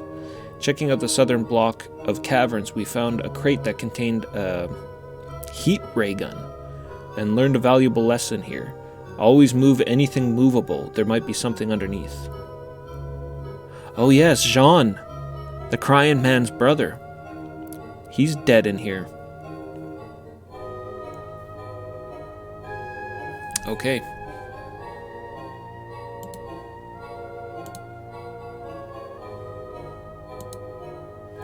Well, too bad for those guys.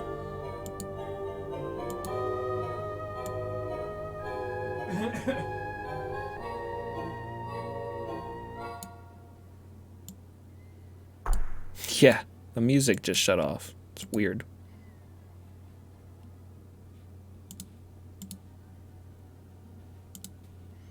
Good in-world tutorial. Yeah, absolutely. Yeah.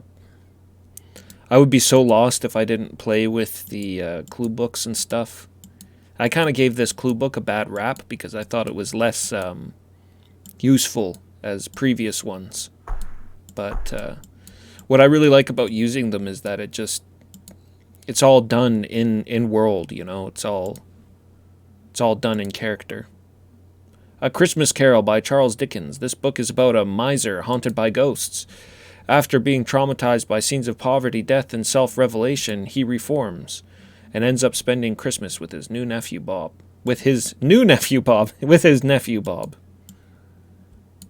And saving the world against skeletons. That's also something Scrooge does. The Bonies. You see a gentleman.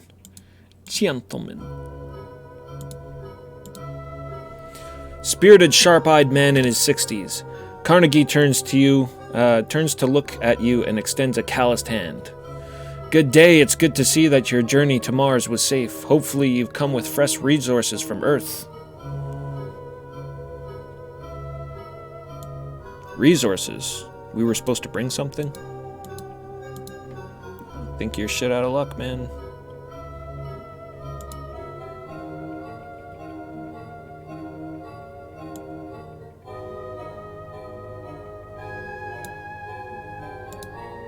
What's his name? Carnegie?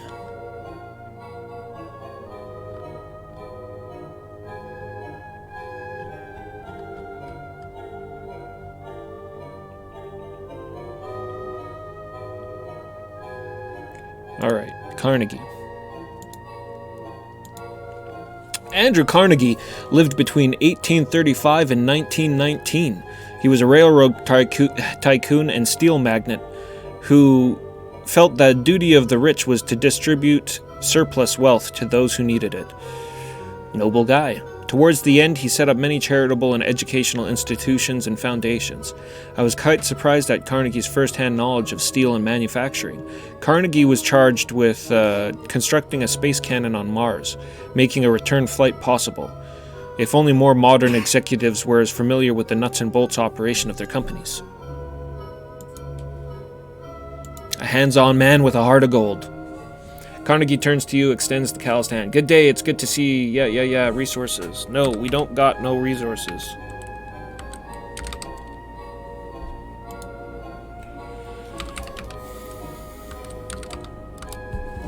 Sighing, he says, we've had a grave need for iron ore for several months. At first we were able to locate a mine nearby that gave us a good supply, but its load is spent. It gave out on us with only one full cartload to go. Well, I have a full cartload of ore for you. Once our mine here at Olympus became tapped, we started looking for alternate supplies so we could make more steel. We sent out various search parties, including the 3 explorers, to try to locate more ore. Jean, one of the Frenchmen that was aboard our capsule, was searching deeper in our Olympus mine, but he never returned. The most promising report was from our Major Dupre, who found some at Syrtis Major, but was unable to find a way to transport it here. Yeah, that's my issue. We only lack 1 cart full to have enough to finish the cannon. Apparently the Martians used their canals as an extensive transportation system, but without water they are useless to us.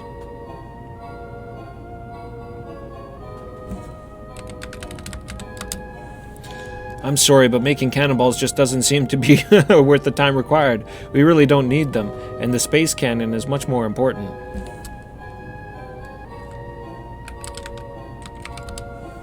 Aye, the cannon was to be a replica of the one that Mr. Lowell constructed for the exposition in Chicago. Mr. Lowell had everything going on schedule until the madness affected him.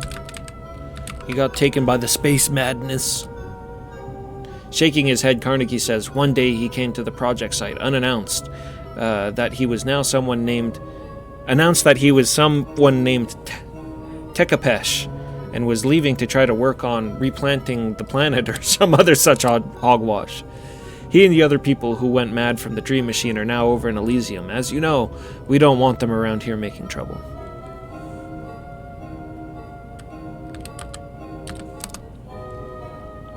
Well, on Earth, I was what you might call a self-made businessman. I was the founder and chief executive of Homestead Steel. Here on Mars, I was placed in charge of milling steel, which to rebuild the space cannon, like the one that brought us here. Great. Cool. Bye-bye.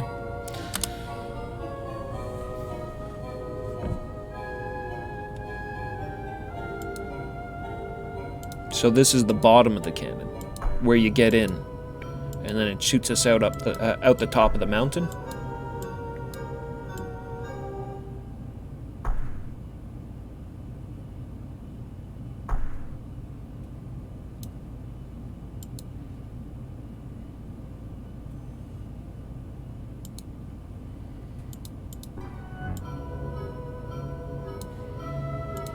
All right.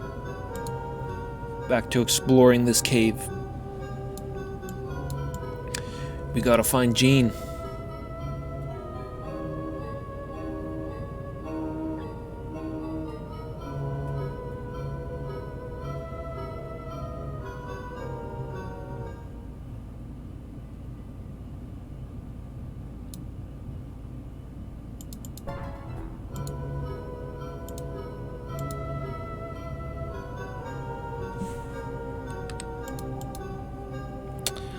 I thought that looked a little strange.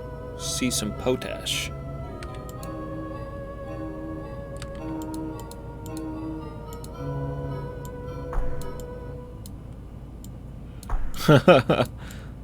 Yeah, that music is...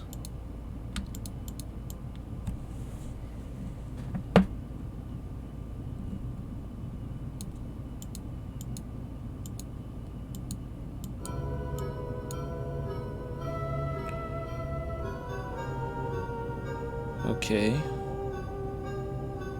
So we got some oxium north, apparently.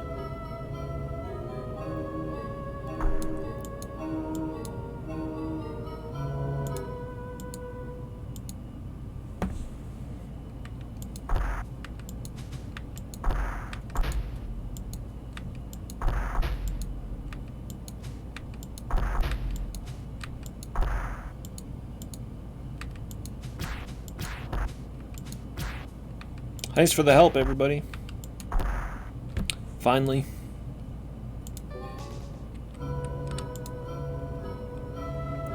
$18 blobs of oxium. And pieces of dirt money. I gotta start tossing this dirt money shit.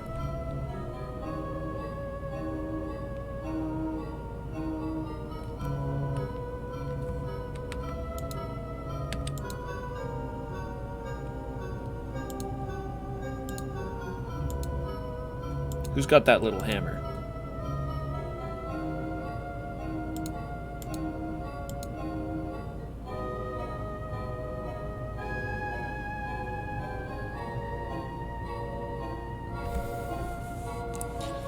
Void, how's it going?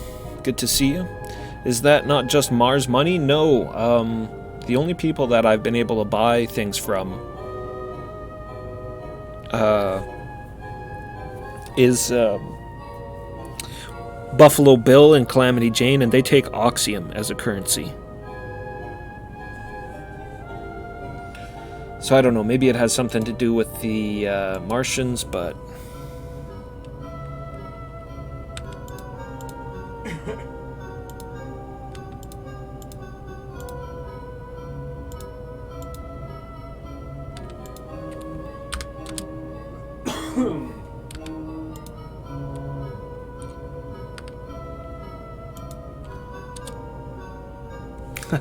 That's so weird. It's not it won't let me move the damn berries for some reason. Well, whatever. So in the first Ultima game, you asked the shaman, "Why do you suck balls?" And then he answered, "You must find the answer to why do you suck balls." He reversed that shit on you, man.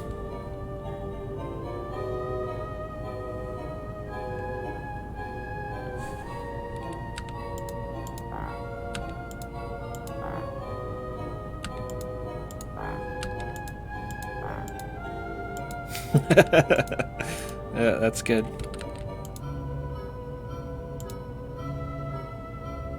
Two berries, 6 torches. Don't use it.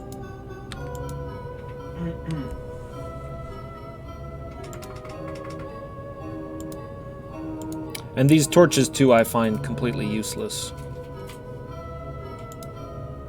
The torches and matches. I have a tinderbox and this lamp. I don't really need the torches.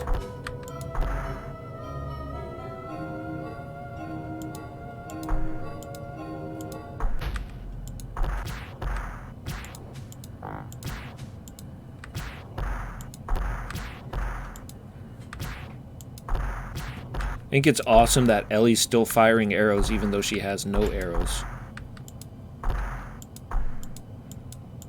I don't want to fuck with that at all.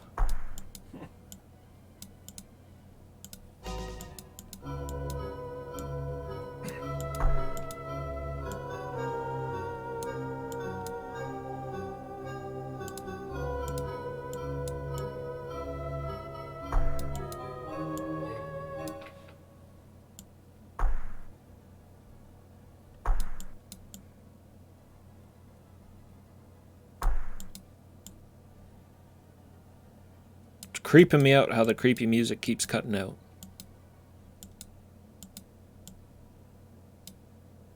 Whoa. What are those? Cave worms. Is that where we're supposed to be going? I don't think so.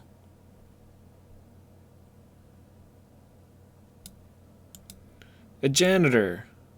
We'll leave him to his business.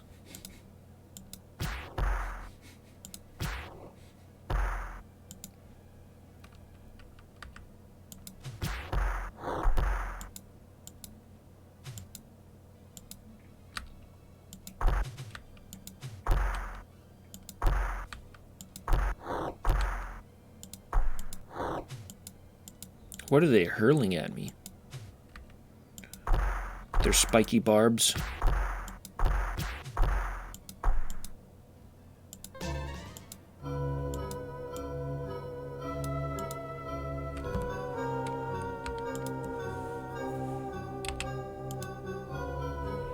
$21 oxium.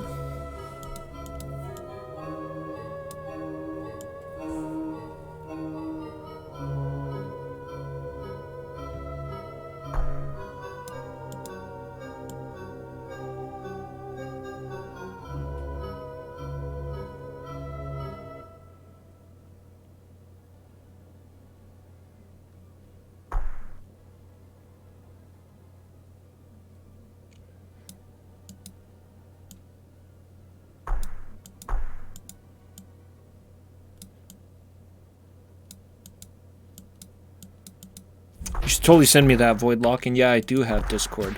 I don't know how you'll send it to me, but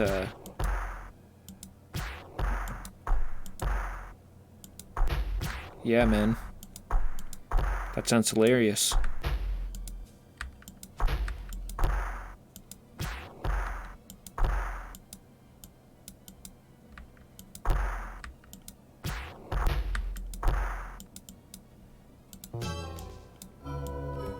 It's hilariously quiet in this cave.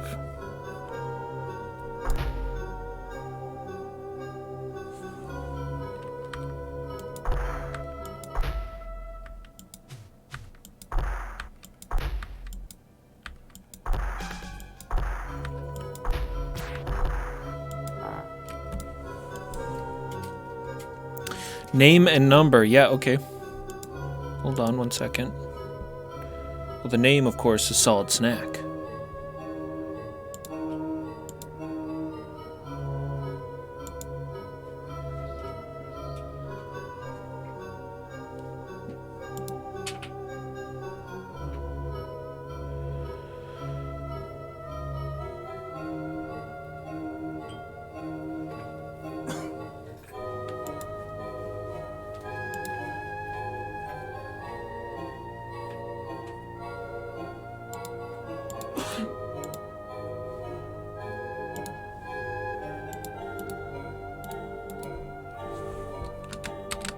There. That's my Discord. Anybody can feel free to add me if they want. I don't mind. Not on it much.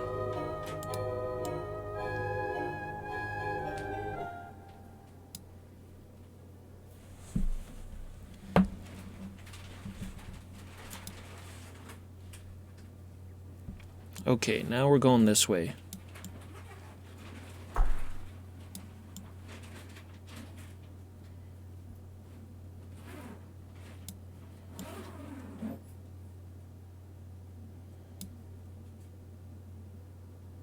No, that's wrong. Keep going south.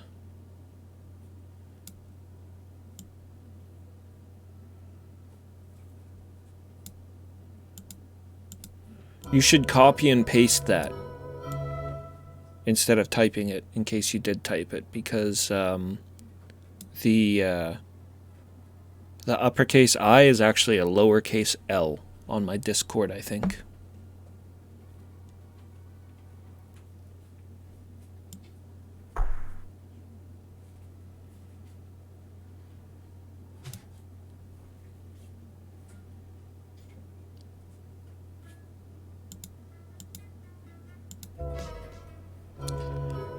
Okay.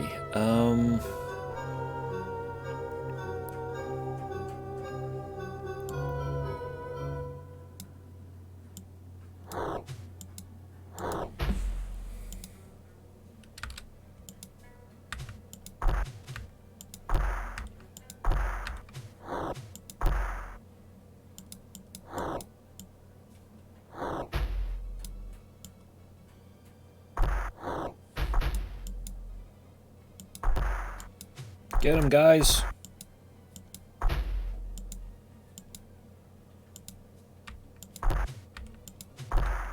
Gross ass cave worms.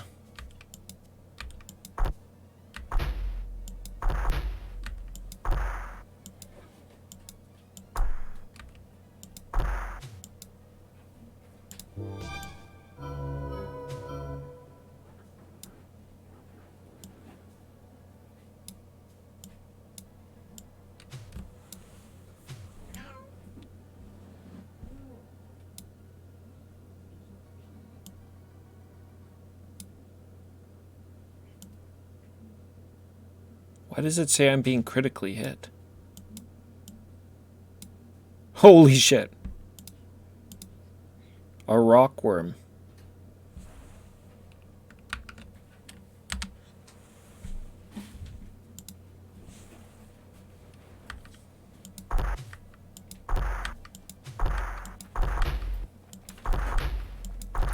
Ooh, yeah, these things are a little bit meaner.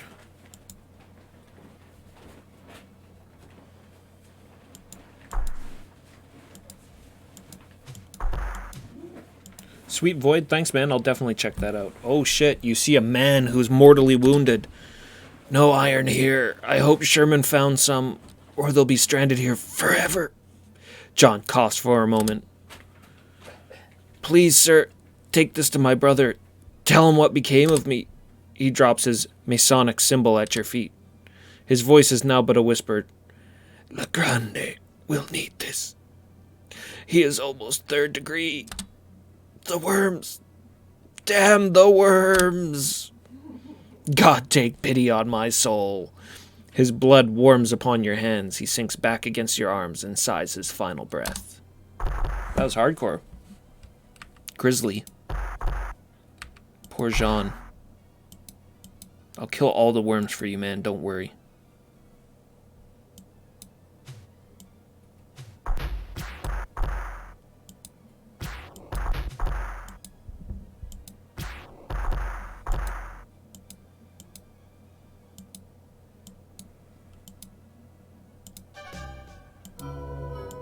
Now, what is with this strange symbol here on this worm? Oh, that's the Masonic symbol.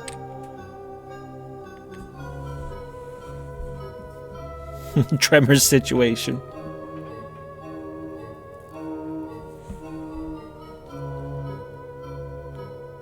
An excellent movie. Kevin Bacon's best work.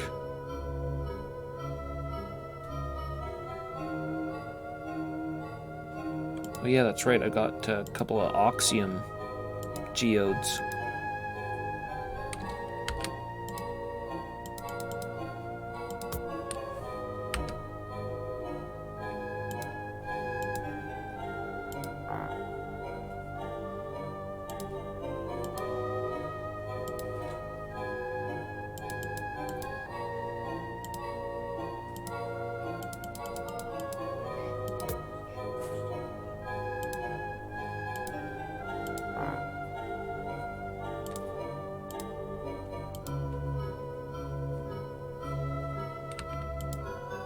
Okay, grab that.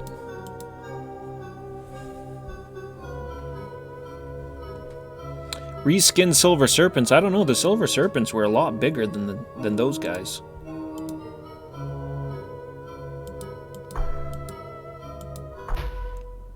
Oh, maybe they are. There's actually quite a few reskin monsters in this. The killer Martian cactuses are just reskinned, much more powerful slimes.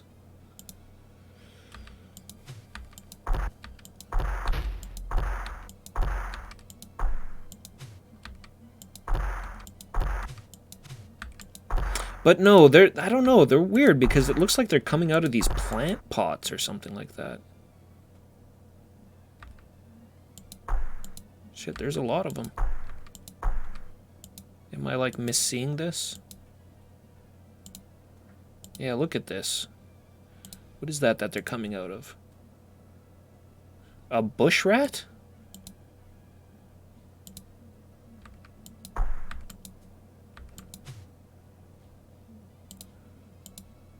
I want to dig at it. Oh, it's the radium.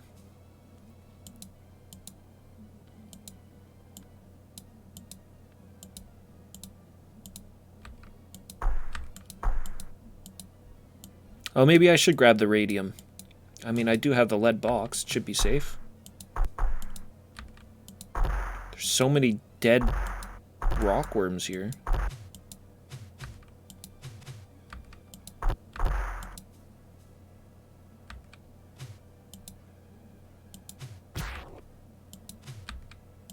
Get back here, coward. Oh, you little bastard.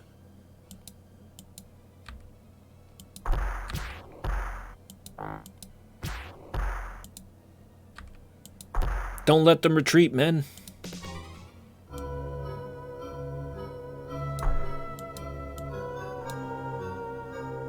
Yeah, okay. Where's our resident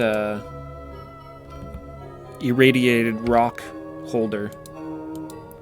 Dibs. We give Dibs the dirty jobs. Oh man, I never took the tongs off of them.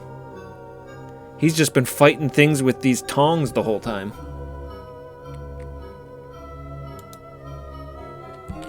Whoops.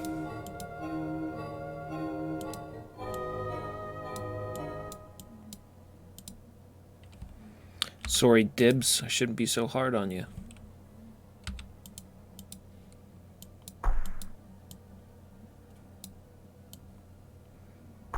I'm making him fight terrifying Martian monsters with a goddamn pair of tongs.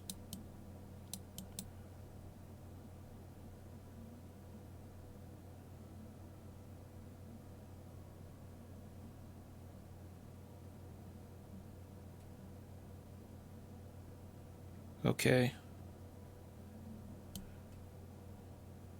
I feel like that's it for the radium.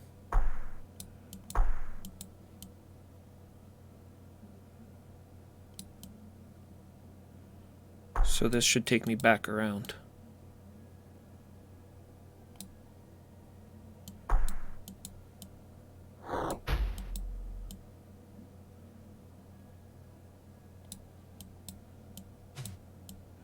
Yeah. Yeah, complaints about useless companions. That sounds like me. Meanwhile, I'm making them fight with fucking tongs.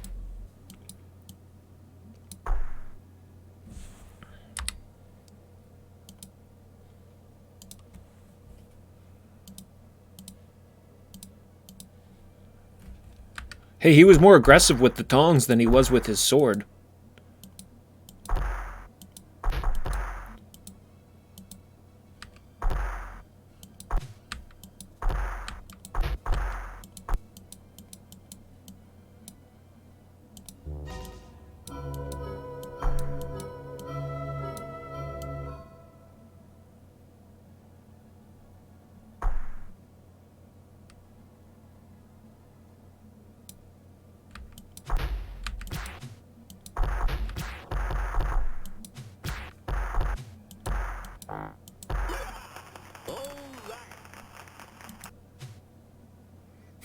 Jeff, thanks for the cheer, man. I really appreciate the 200 bits. Hope work's going well for you today.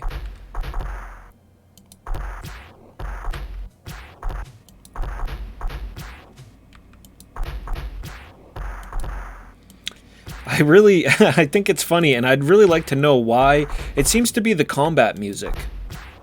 I wonder if it has its own separate track or something that doesn't like to spin up. But it's the cave fighting music that seems to cut the music out.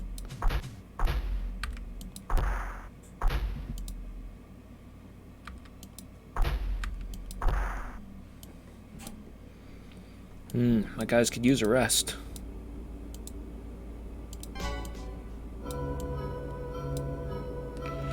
Dibs got more irradiated rock for you. That's why he wears this helmet, is because all of his hair's falling out.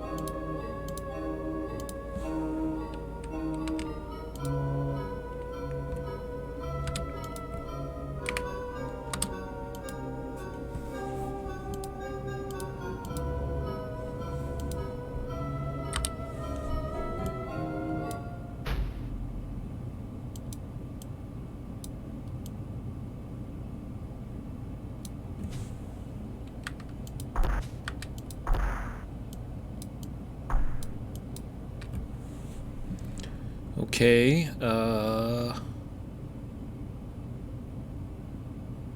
I killed all the rock worms. The heat ray should be over here.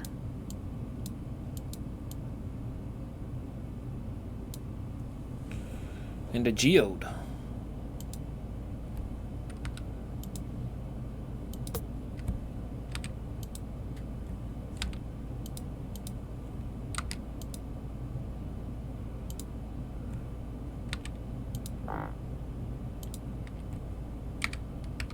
Somebody grab this heat ray.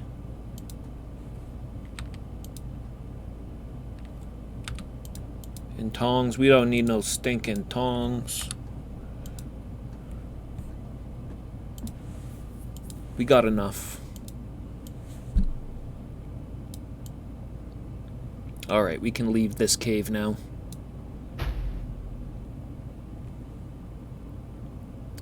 Which is... Who's hurt? Oh yeah, Dibs is a little...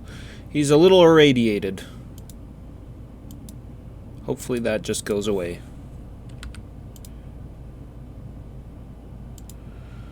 Dirt money, dirt money. Oil, oil, and oil. I'm gonna leave behind all of my dirt money in one place, so that if I do need it, I can get it again easy.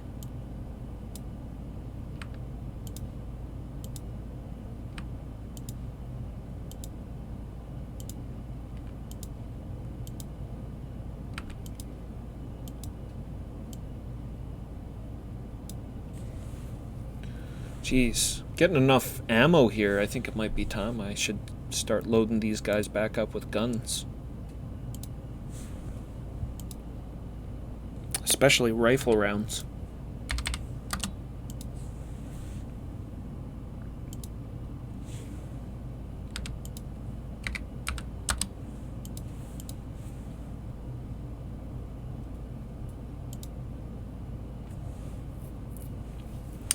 I don't know though, I'd like to have like 100 rounds before I start handing the guns out to people again. It gets used up pretty quick.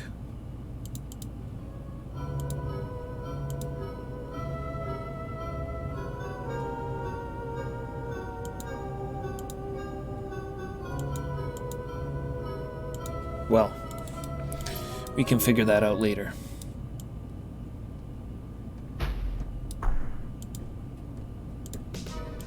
Oh yeah, that's right, I gotta fight my way through these rockworms again.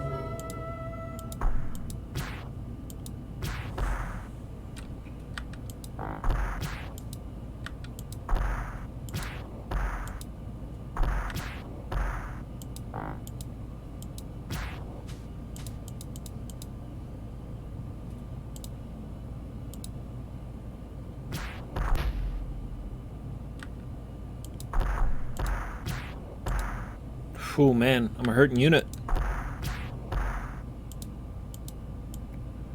Get out of here and get some heals.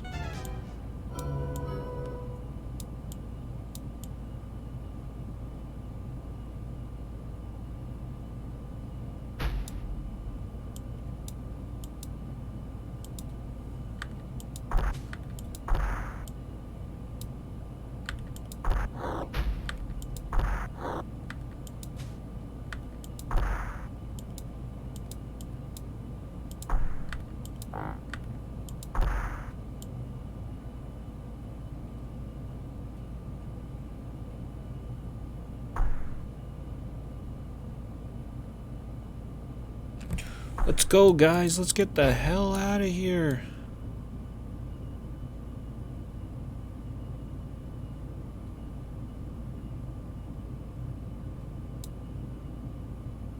No, not that one. It's next right.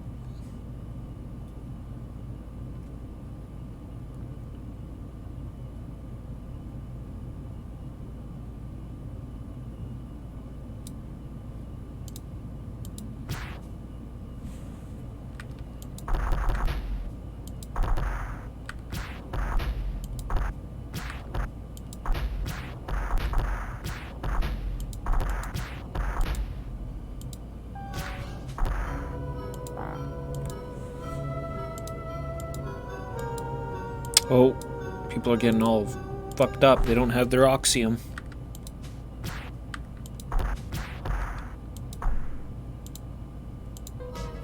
That's what that blue around their hit points is. They're being all crippled by the Martian atmosphere now.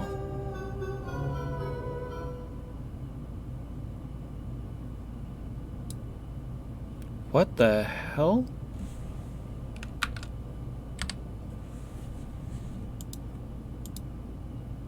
An oxy leech. Never seen these before.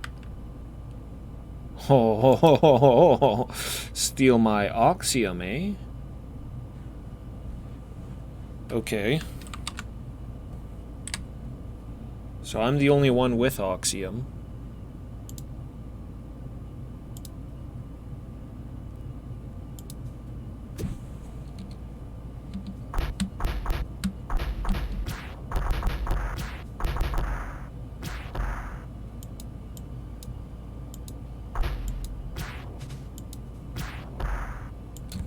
Spectre living life on the edge. Hacking monsters to pieces with his... Nice, he's got a little hatchet. That's pretty awesome. Way to go, Spectre. We're proud of you.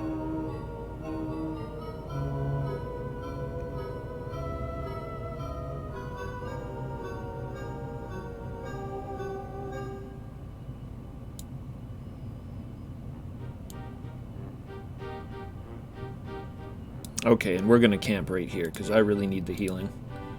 And maybe I'll just get a level, too. In fact, in the off chance I do, I should look at the stats here. Make sure I know what I'm gonna do. He's gonna be intelligence, because he's Warren Spectre.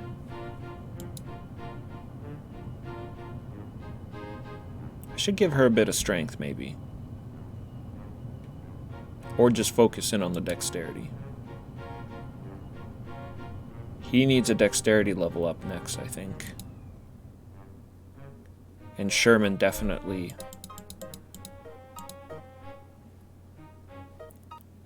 put my points into dexterity with him.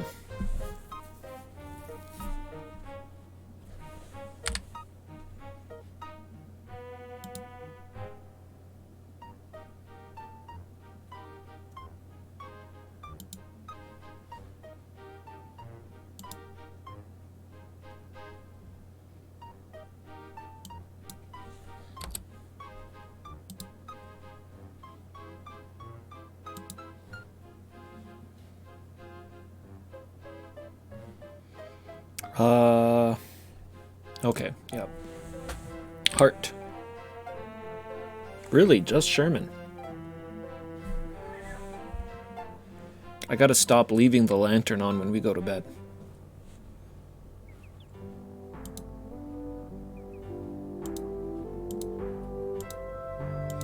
Spectre gets a little scared in the dark, though.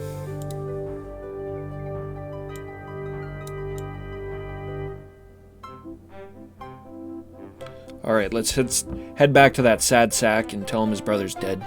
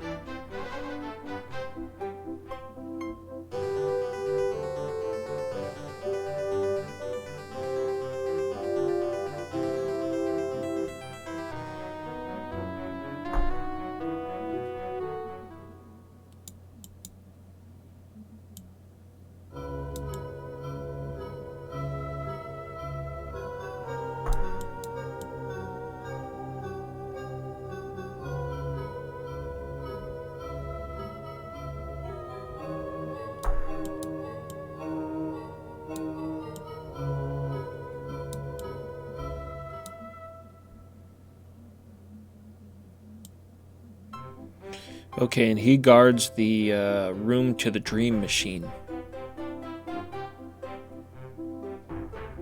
which is over here, I think.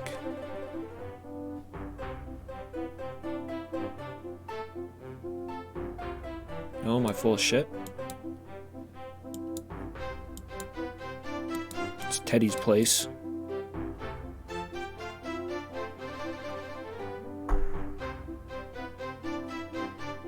Here we go. Hey, I got bad news. Oh, a grande. You see a haggard man with a faraway stare. My friend, La Avatar. You have found news of my brother. I hope all is well. Well, about that. Yes, my brother Jean, he is missing. Have you brought news of my brother? Do you bring back only the sign of his death? Yes. You nod your head. Let me see it, please. You hand him the symbol you took from Jean. Jean's square and compass insignia.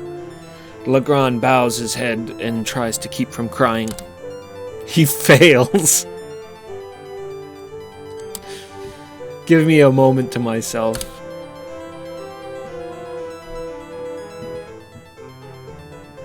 So that was his quest? I suppose you want to see the dream machine, sir. Yes, I actually do. Jack Siegel smashed it up because it was dangerous. I suppose I could let you have a look just this once, but please promise you won't tell anyone about this. I'm gonna save it before I do anything with this thing.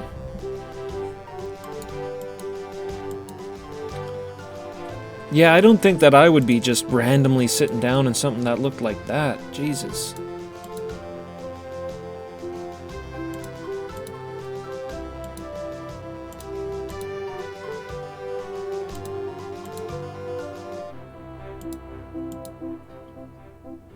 The broken machine can't be used. But I bet you I need that headgear to probably use one of the ones that are still working.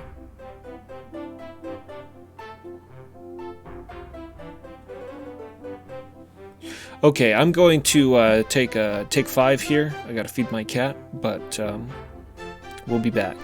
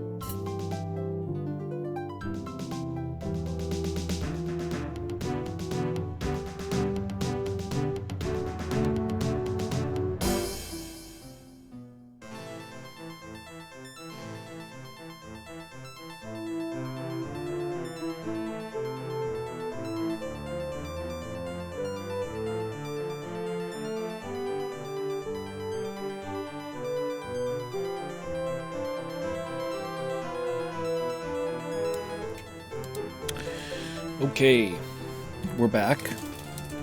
So we've discovered the dream machine. Broken dream machine. I took the headset we found on the ground. I don't know what that's for, but it was the only thing in there, so I'm sure it's really useful.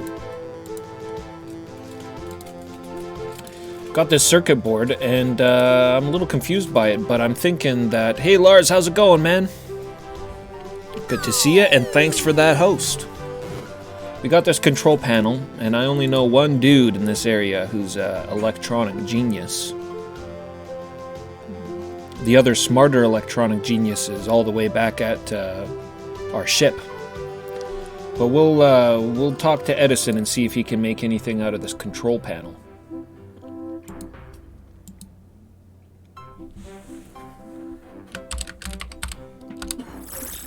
You want me to rewire one so it'll work on the dream machine? Well, I didn't say that, but if you're offering, sure. I suppose I could do that. You show the control panel to Edison, who picks it up and examines its interior. This won't take long to do. Why don't you wait over there? He gathers his tools and puts on his rubber gloves, and he begins to work. A few minutes later, he hands the panel back to you and puts away his tools. There you are, ready to go.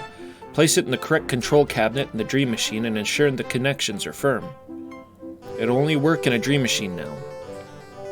I hope that's what you wanted. I don't hear so well some days, you know. Yeah. Good enough. That's awesome you did something with it, though.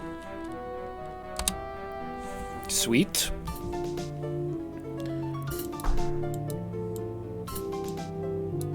Okay,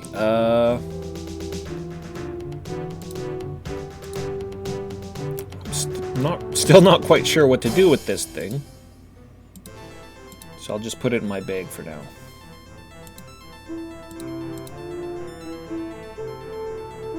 What is that? Oh yeah, potash. There was some acid around here somewhere. I'll leave the potash with that so that, you know, if I need it, I can go and pick it up later. How am I liking Martian Dreams so far? It's, I mean, it's good, man. I really like Ultima, so... It's starting to all be good to me, right? But... There's quite a few better Ultimas I've played so far. That's nothing against this game. I just preferred Ultima 5 and 6 and Savage Empire to this one, I would say.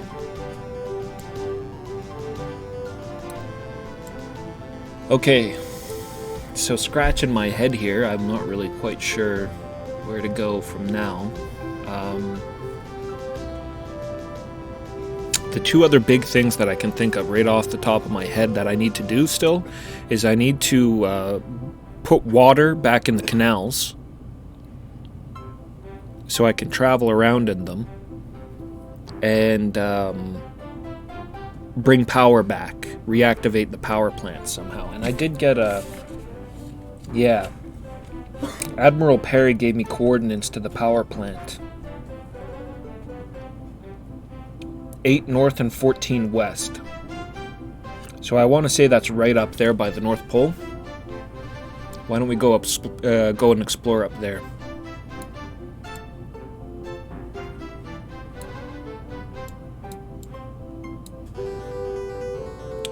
With the radium, yeah, why not? I got the lead box. We're safe, I think. Even if we're not, it's just dibs. Poor dibs. I should give everybody some oxium.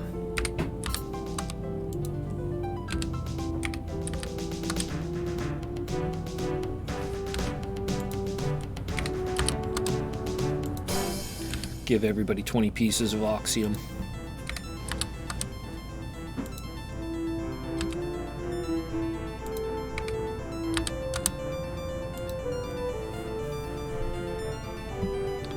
And yeah, I am starting to think that maybe people should start using guns now.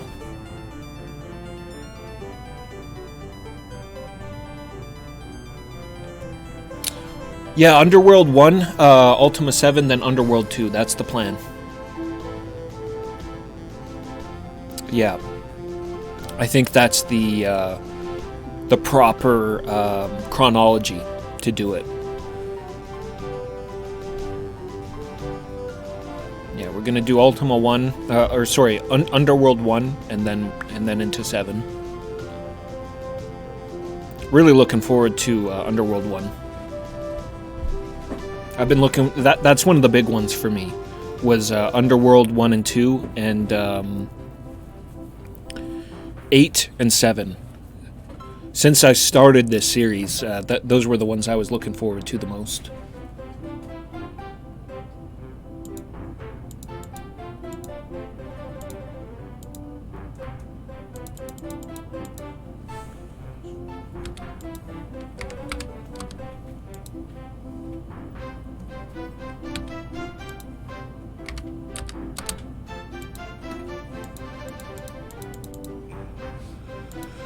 Okay, I got lots of rifle rounds now. Who's getting a rifle? I'm only gonna pass one out. I think I'll give it to Nelly.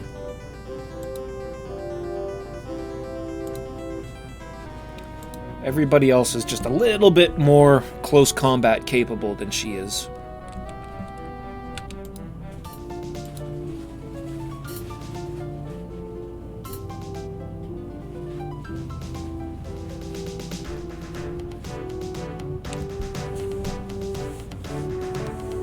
Yeah, I heard the second one, in particular, for Underworld, is really, really good.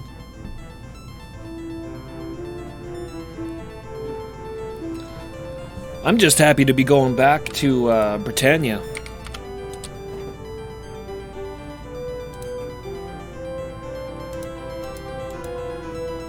And leaving the Ultima 6 engine behind. As good as it's been, I actually really have enjoyed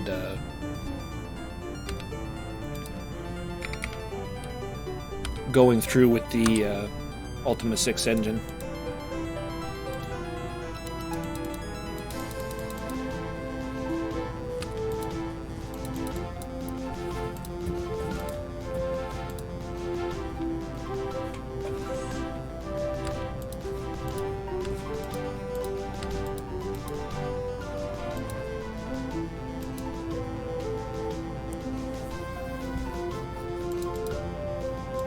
Guess I'll give Spectre a pistol for now.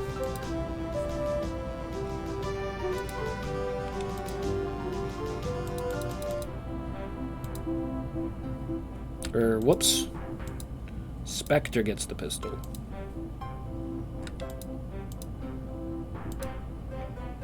He's almost got himself killed there with his hatchet, so...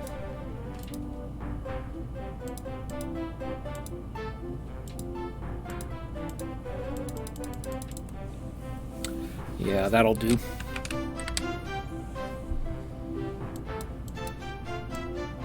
Alright, off on another adventure.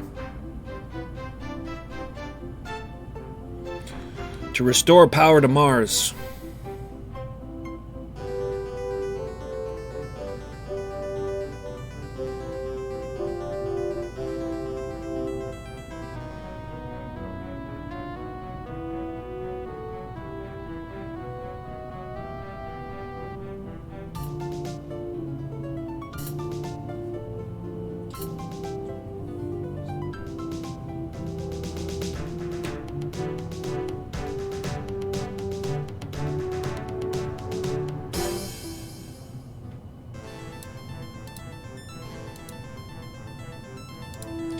Alright, where are we? 21 north, 111 west. So I think it's going to be a bit of a trek here.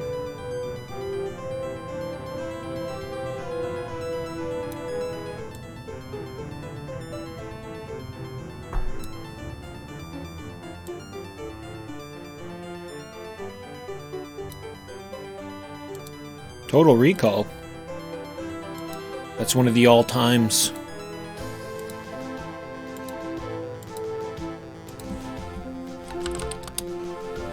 One of the all-times.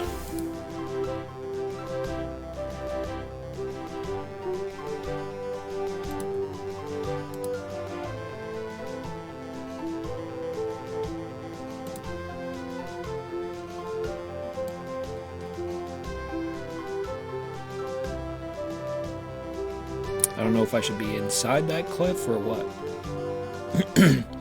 Cavern, I mean.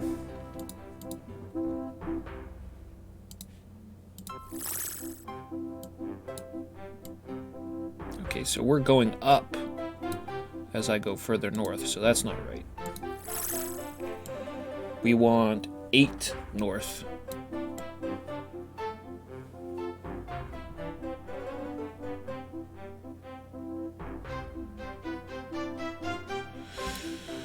Total Recall. This is the plan. Get your ass to Mars. Get your ass to Mars. Get your ass to Mars.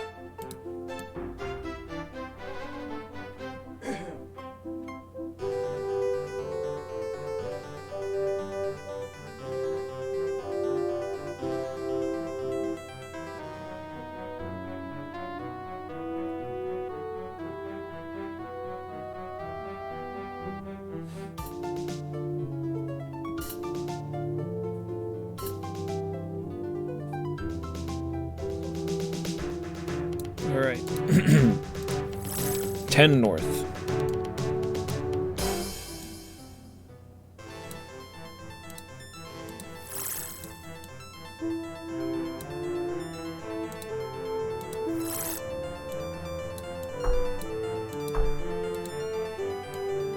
Okay, so we're at the right north coordinates. We need to go really far west, though.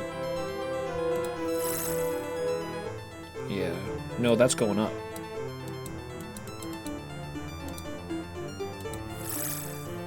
Yeah. We want to go east.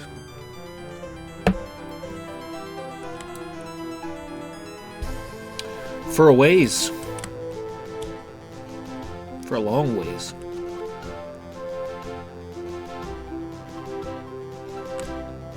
Oh shit, these... Oh, you cheeky bastards.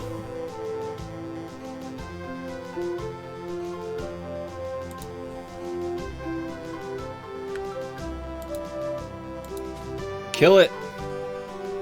Don't let it get away. That's our Oxium, man. Oh my god, and he doesn't leave it behind? What a jet. I didn't see how much he stole from me, but... I swear I had a lot more than what I've got on me right now.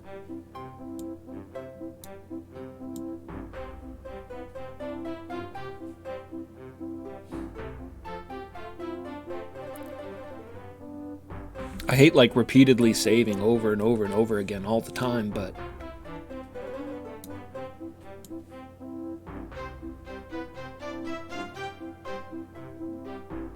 Well, it's just like it was in Savage Empire. The guys, they sneak up on you so fast. I don't know. I feel like I'm running these games improperly in DOSBox to a certain degree still. Maybe the cycles are... I'm running the cycles too high or something, but... It's like... I'll move into an area, and then they'll just, zoom, come out of nowhere and speed up on me.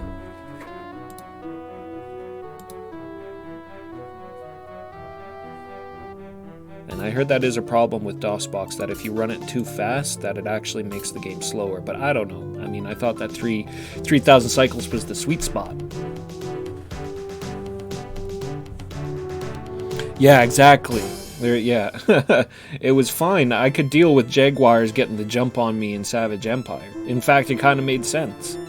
But they weren't stealing my oxygen.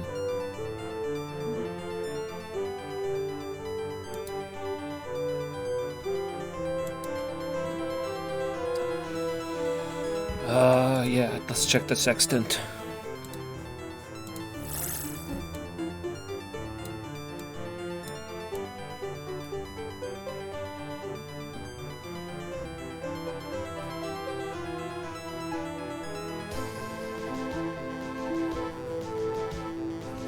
Well, and like, you just look at it, like, it's at a crawl rate now. It shouldn't be running that slow.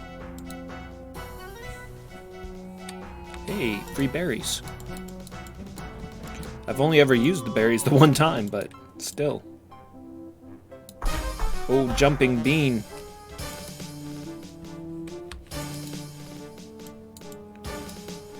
Those guys are really dangerous.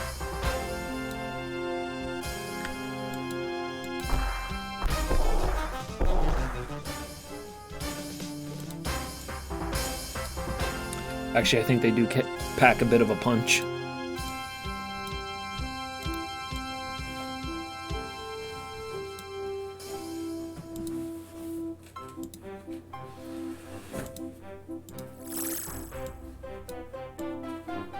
It's still nowhere even close.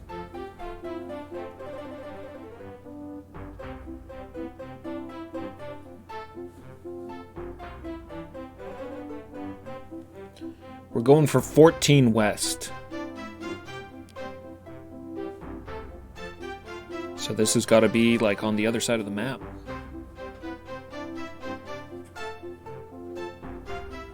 See, there you go, and then it clicks in, and now it's running fine. Feels like it's clipping along at a good pace.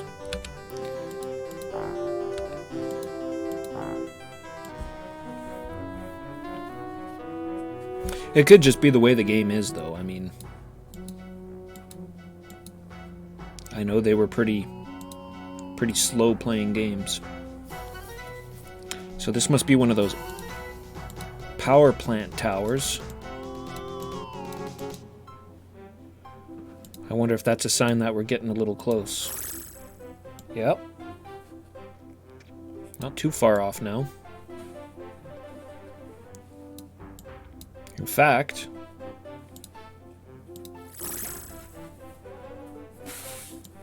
this looks like it right here. It's not the right coordinates. Oh, whoops.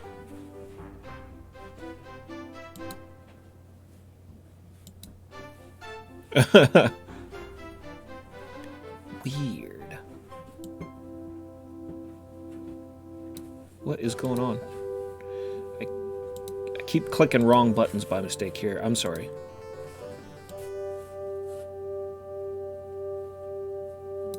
There. Just my window kept getting resized by mistake.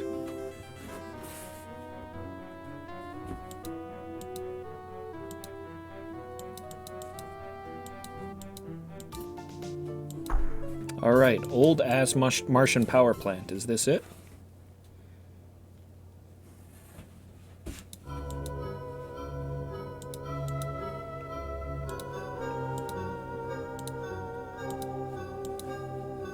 Keeping in mind that this isn't actually the right coordinates that I was given.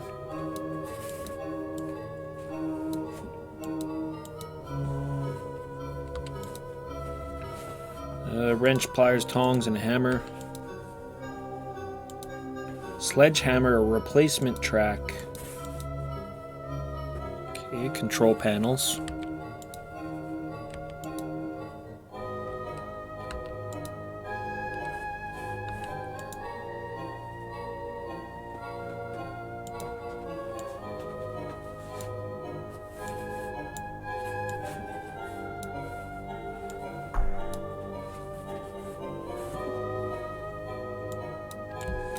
Kind of conveyor belt.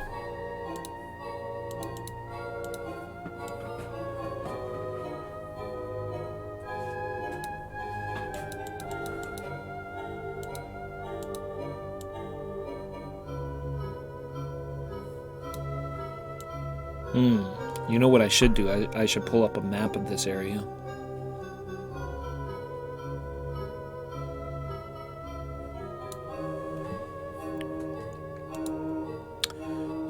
Let's see here.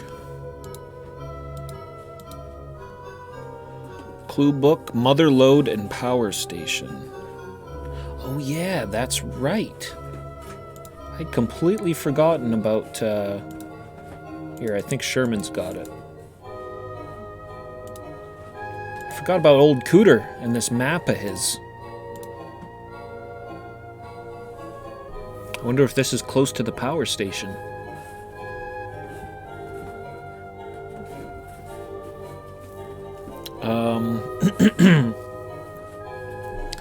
Alright, let's see here. Just throw this up so you guys can see. So, croaker, stoker, entrance, conveyor belt, furnaces, oxygen bins, spools of cable, bush rats. There's enough of them to show up on the map.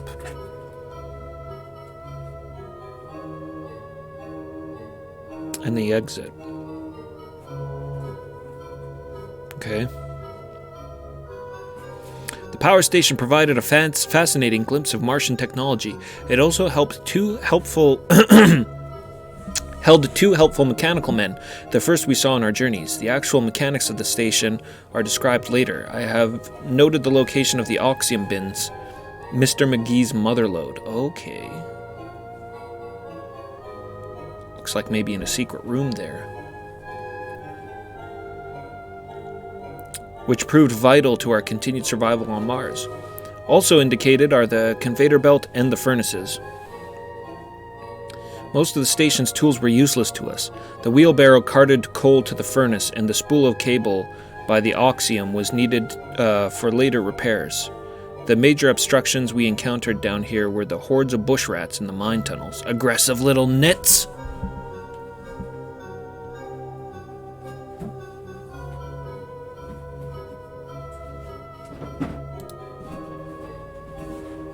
Alright. So, from where I am...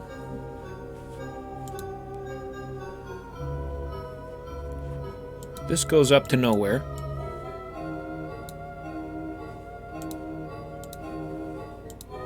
Oh, that's a mechanical man? I'm not really quite sure what I'm seeing. Is he part of the cart, or is he just pushing the cart? Hey, dude. You see a gold metallic mechanical man. The golden head swivels towards you. I am called Coker.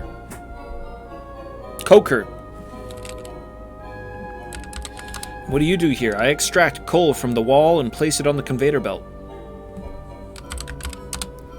The coal is in the wall. It must be moved to the belt. When the belt is empty, I move the coal to it from the wall. The belt moves the coal to Stoker. Stoker takes the coal off the other end of the belt. Okay. Just hard-working little dudes.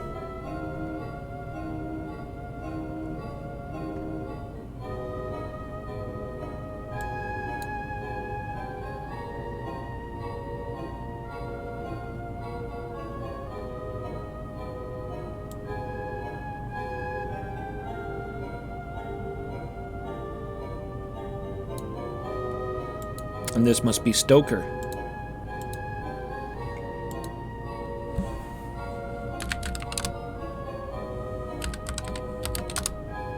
I assist in the process of power generation by moving coal from the conveyor belt to the furnace.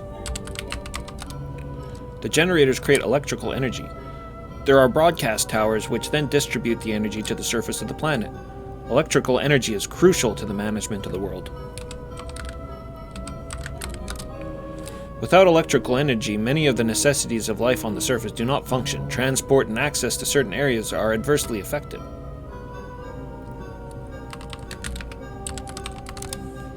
Transport tubes and canal bridges do not function without power. Many doors will not function without power. So this is what we got to get up running.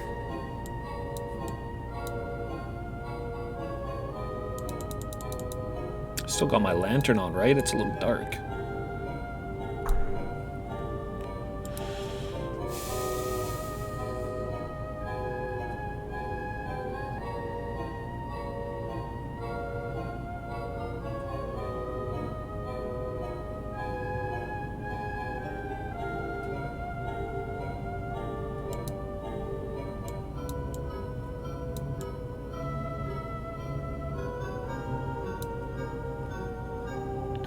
I think this is where the mother lode is.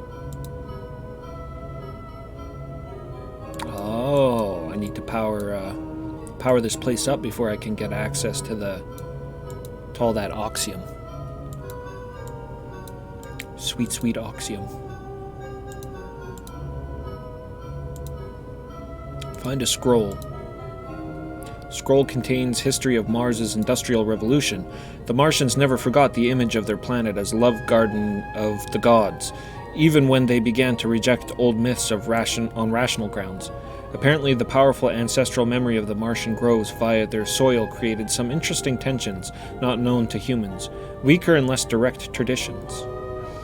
When industrial technology began to develop, the introduction of machines and furnaces on the surface of Mars offended this sensibility, recalling a myth, only alluded to in this volume, about evil forces hurling stones at the planet.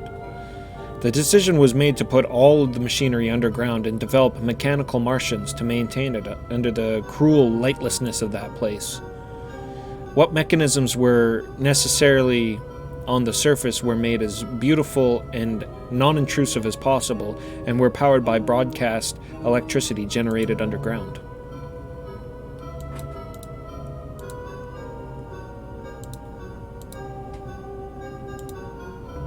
One berry. Where's Barry?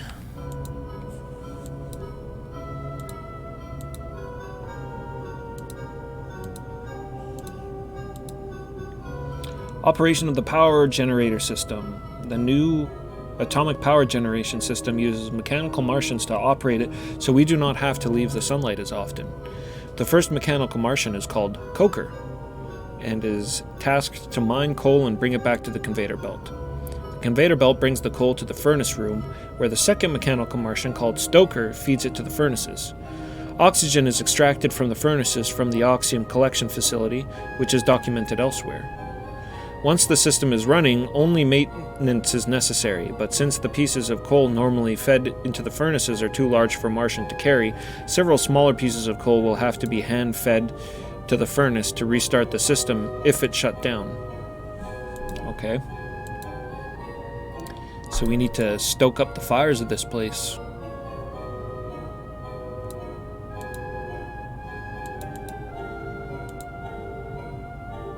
What is that? A hand drill. Get that, I guess. A rivet gun and gears.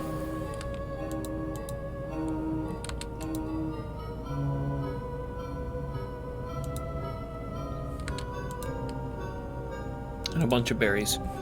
You know what? I think I will put this hand drill down actually for now. Oh, whoops. I ate the berry by mistake. You feel a strange sudden flush, dizziness, and nausea. That's not good. That's what happens when you just eat random Martian berries. Oh god, I'm drunk. It was fermented Martian berries. I can't move properly.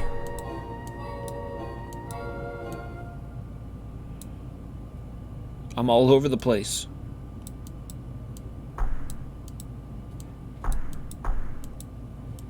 Stop, Avatar, stop it.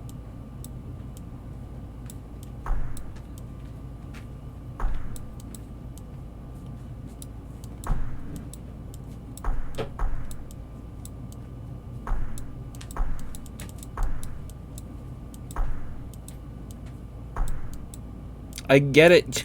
You're dizzy.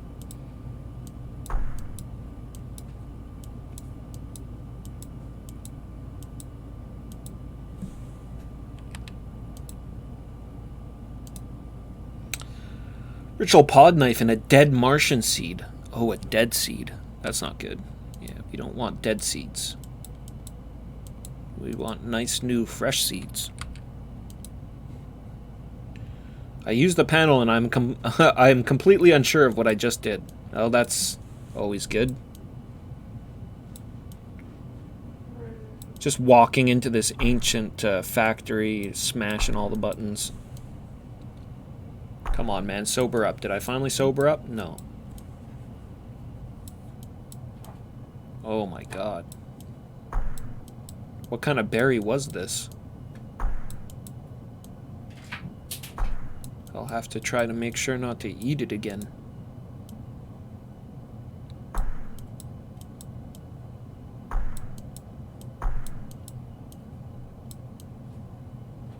Oh my god.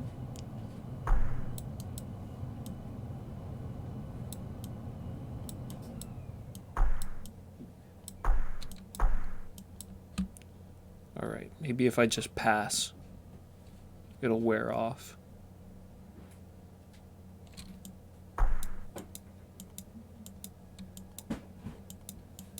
I'm just as dizzy can be.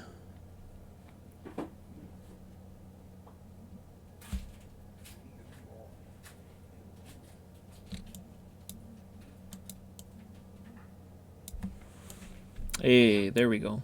I think I'm finally okay.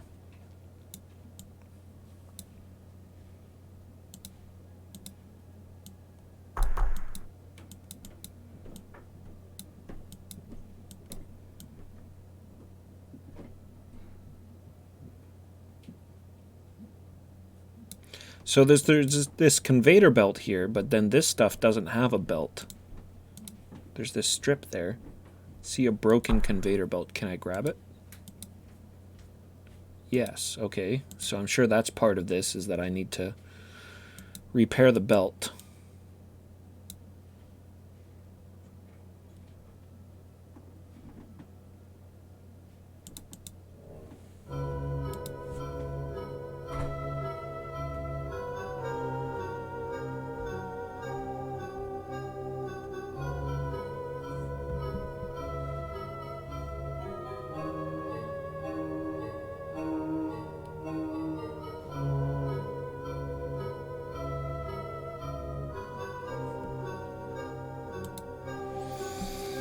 Great. Well, I don't know what to do with it. The clue book doesn't say anything. Maybe this guy knows. When the belt is empty, I move the coal to it from the wall. The belt moves the coal to Stoker. That's great. But how do I repair it?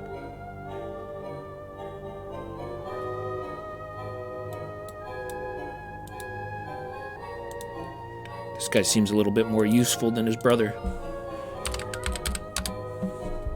Talk, what am I? Sorry, belt. The conveyor belt supplies coal, which I put in the furnace. The conveyor belt is not functional and must be repaired. Lieutenant Dibs clears his throat and says, There's that fellow named Trippet, who lives in Olympus. I'm certain that he knows how to fix canvas on a conveyor belt. Stoker looks at you almost expectantly.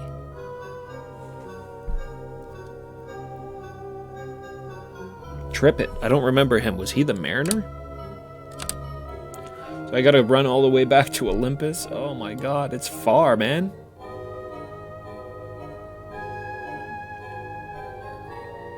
I think we kickstart the furnace with coal, not radium. Not actually really sure is what we use radium for. I have these 2 Martian guns. Maybe I use it for this stuff.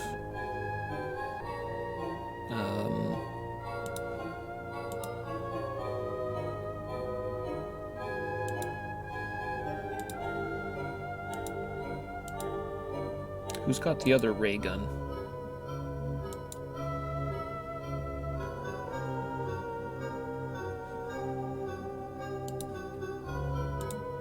My cat's running around like a crazy. What are you doing? What are you doing, Kiwi?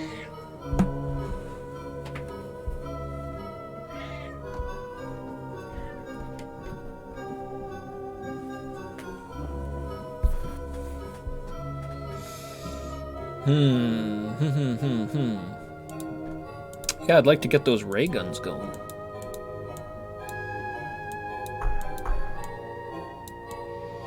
Alright, back to Olympus. Jeez. What a hike.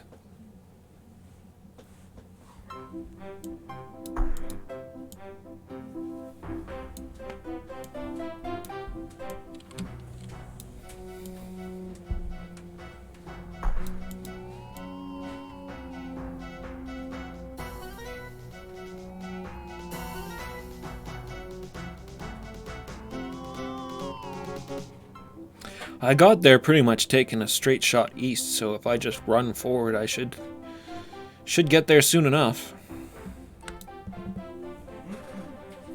To watch out for those oxium thieves.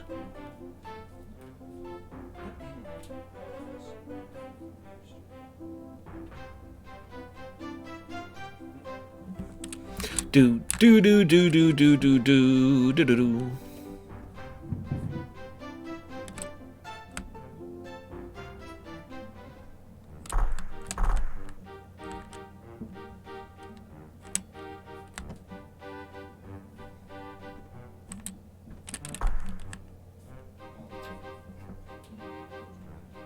Big old berry forest there.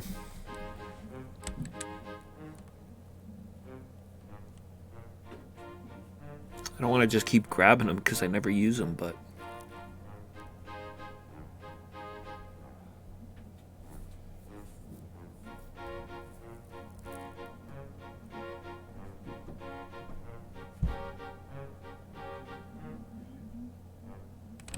Oh shit, oh shit, oh shit.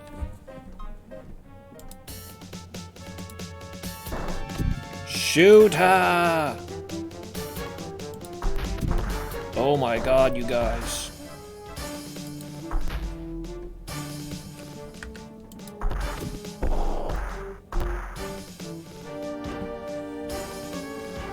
How bad did they leech me? Man, they must have took a chunk from me. Took all of Nellie's. Took all of Dib's. Jesus Christ. Those things are the worst.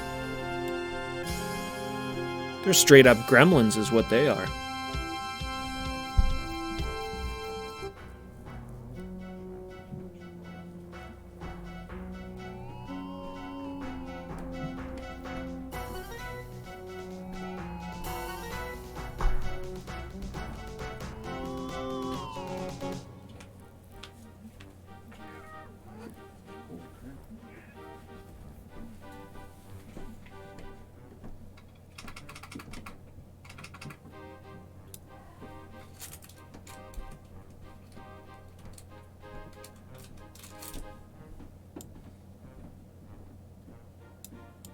Didn't take us too long to get back. I guess I should be grateful that I didn't get the Oxium mother load. Half of it would have been stolen by those little bastards.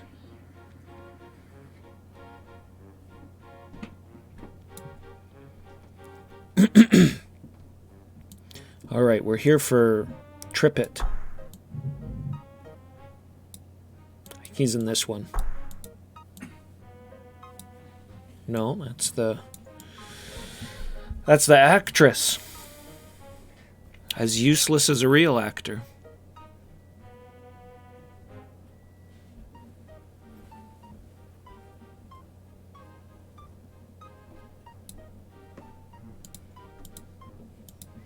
Edison, get back in your house. He's just wandering around in the middle of the night.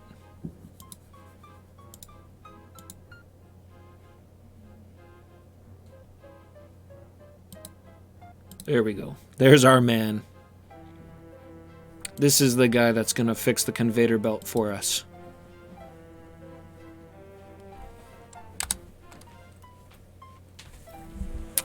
Oh, it's only you again, Morgan. What is it now? First, I need to see what you want fixed. Once I've looked it over, I can mend it. He takes the belt from you and begins to work. Not even looking up at you, he says, this shouldn't take long at all. He sews furiously on the tear in the belt, occasionally applying hot, thick glue. After a short span, the belt is repaired. Holding it up to inspect, he grins at his work. There you are. Good as new. Try to be a bit more careful with your belts the next time, though. He hands you a fixed belt. Good day, my friend. Hopefully we'll meet again on the barges. Sailing the high seas on Mars. Yar.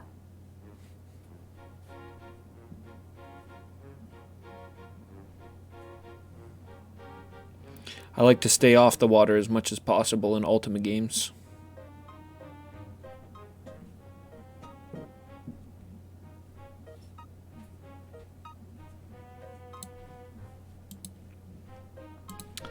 Alright, set up camp.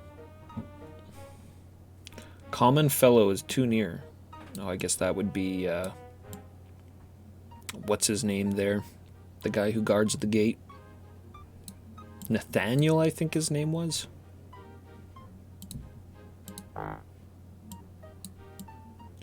The Woim grass is in the way. You're killing me here. Come on.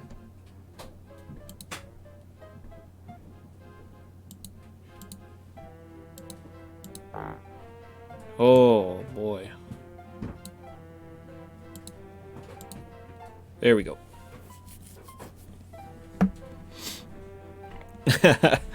Close the little flap before they go to bed.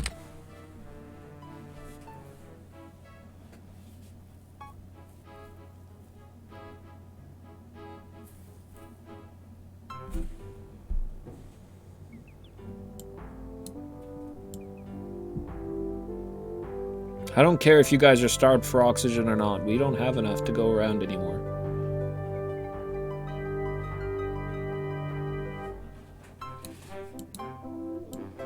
You're just gonna have to deal with it.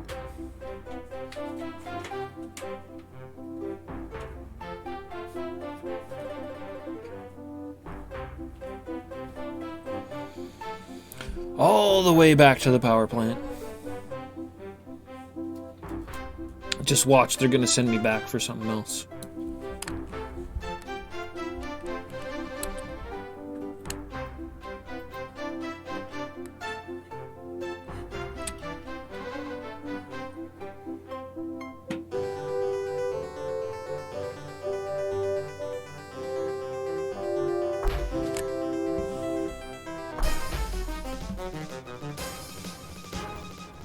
Attacked by a horde of jumping beans.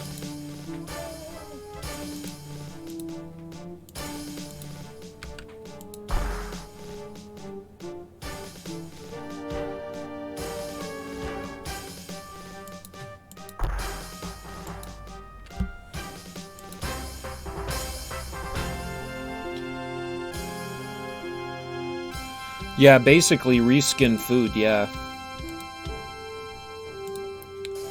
More or less. Except, whereas like a lack of food would have,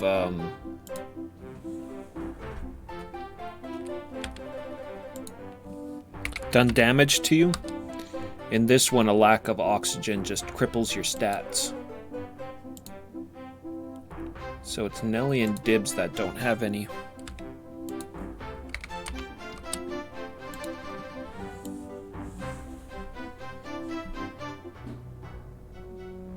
And so they made this crucial thing, your currency as well, which is just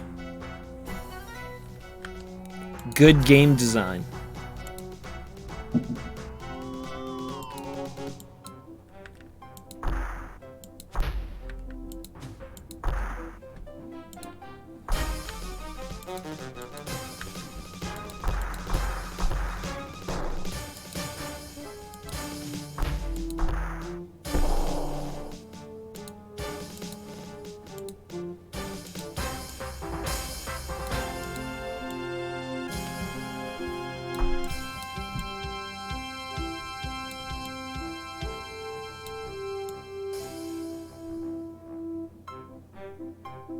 Yeah, why make something that's a bullet economy? Jesus Christ.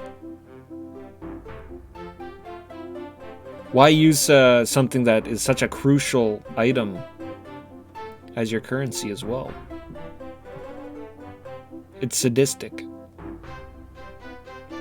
Not so bad in this one because, I mean, you don't really need to buy anything, but in a shooter where bullets is also your currency. Come on!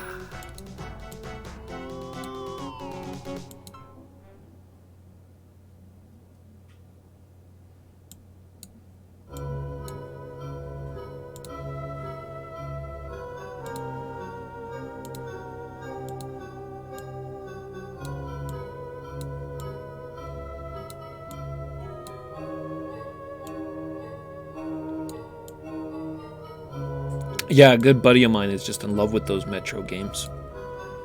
God bless him. Hey! Man, that that would have been really heavy, carrying around that massive conveyor belt with me. So we need to kickstart the heart of this furnace.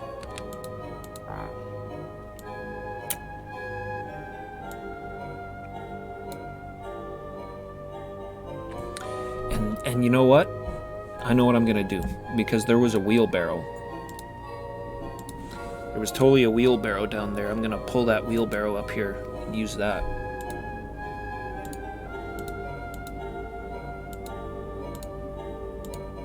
Who's got the goddamn shovel?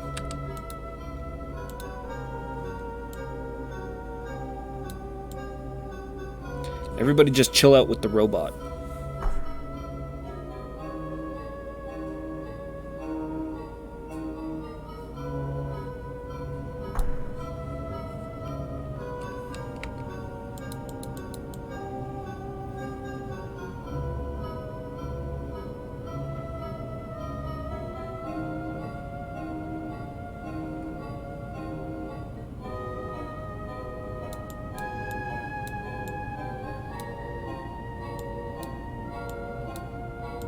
Where was that wheelbarrow?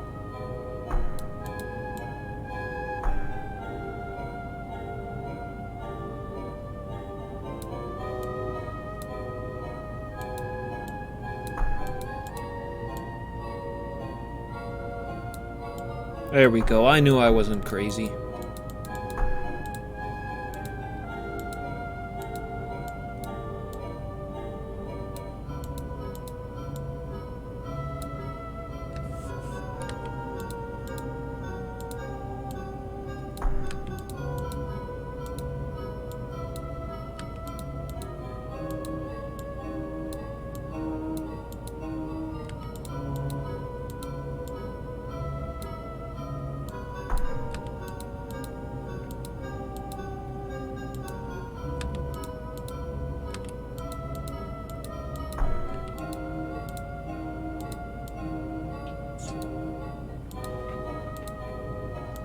Epic mining gameplay.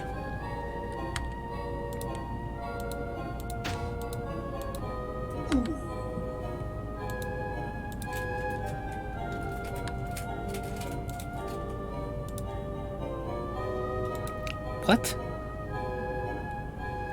Use shovel.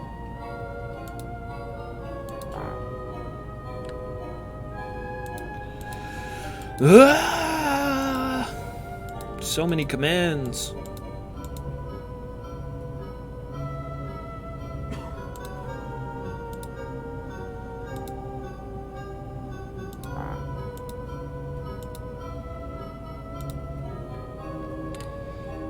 You're killing me, Smalls.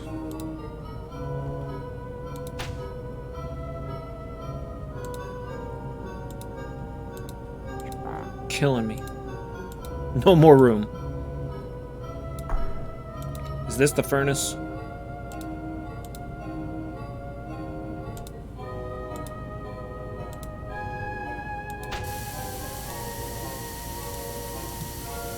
Okay. We gotta put more in.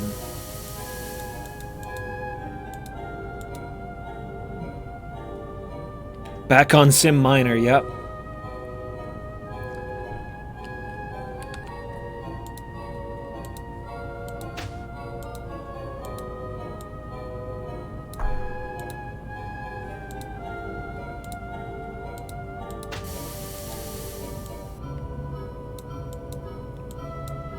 Is this thing working yet?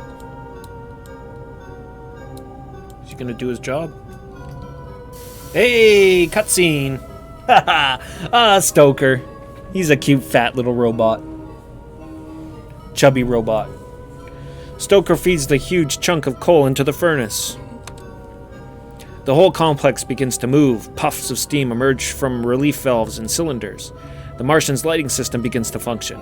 The underground complex returns to life.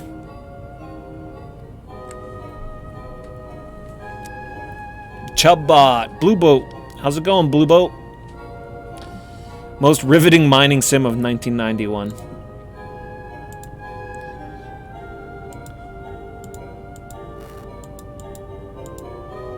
I'm proud of you, Stoker. I'm proud of you. So is that it? We got power now?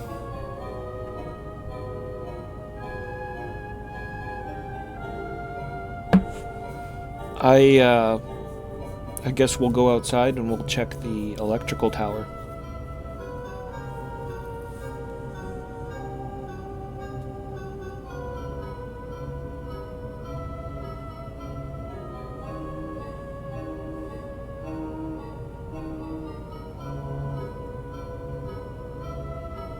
Yeah. Well, actually, I know how to check.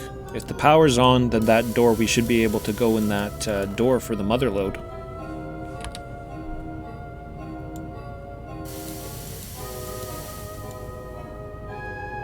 Chubbot. I read that as Chewbot.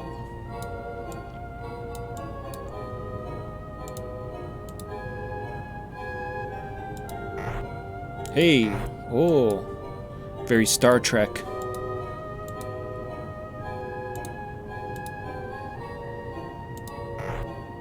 Giving us the best 1991 has to offer.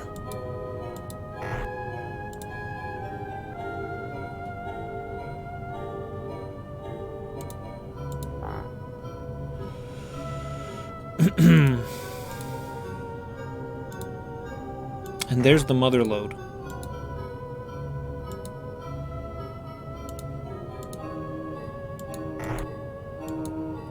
And a broken robot.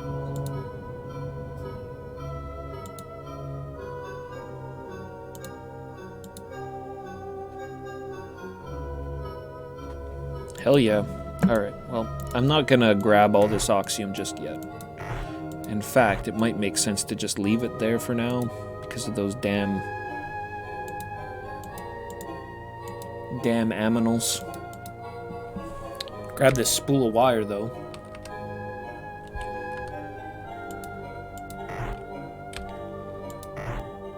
I guess this is our full group in this game, isn't it? There's no slots for anyone else. It's only 5 party members in this one.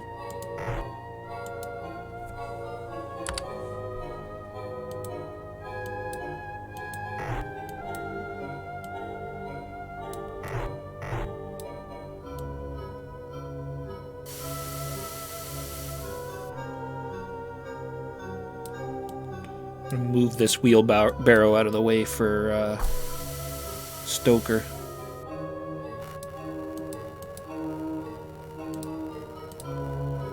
So, buddy, everything running okay?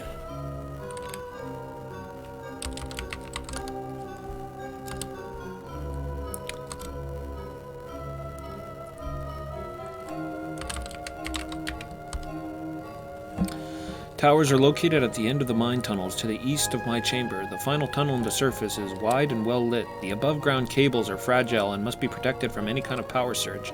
Any sudden change in power could damage them, and they are essential to surface power distribution. This is the last piece of the puzzle. That is not my function. There are plantals and mechs who function as repair units, following instructions from scrolls.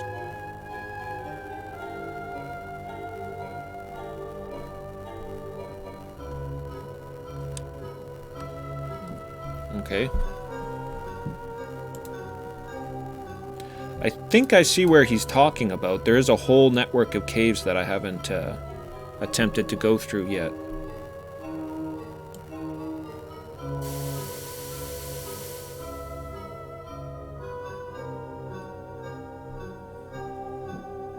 We're gonna terraform this planet yet.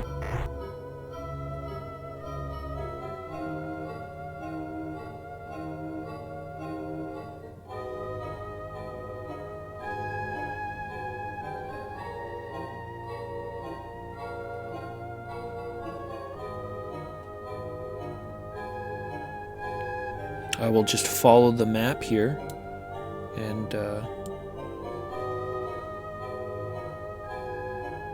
should be smooth sailings.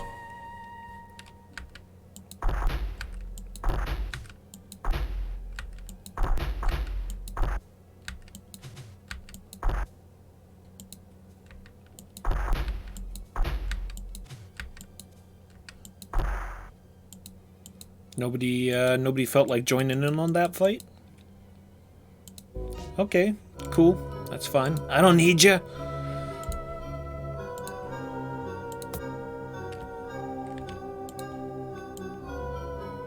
The Avatar doesn't need anybody.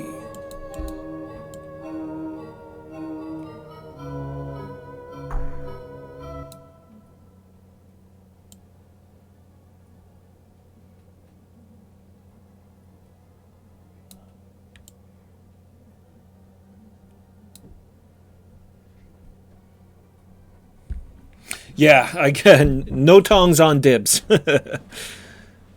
We're good. We're clear on that.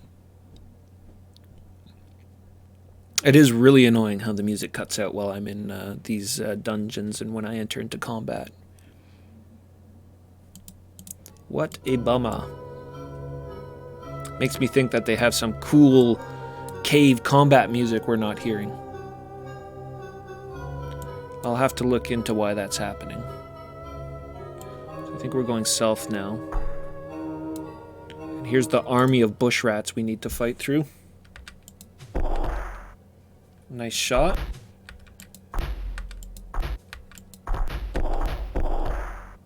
Don't shoot me, please.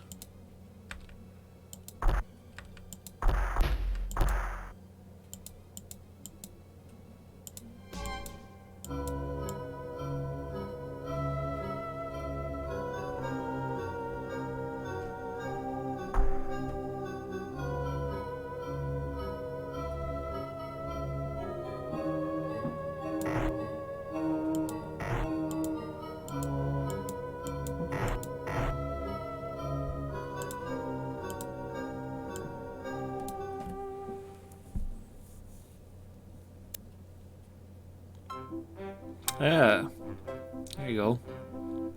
That looks like a lot of damaged power lines to me. That's awesome that they're animated. I like how they're flopping around.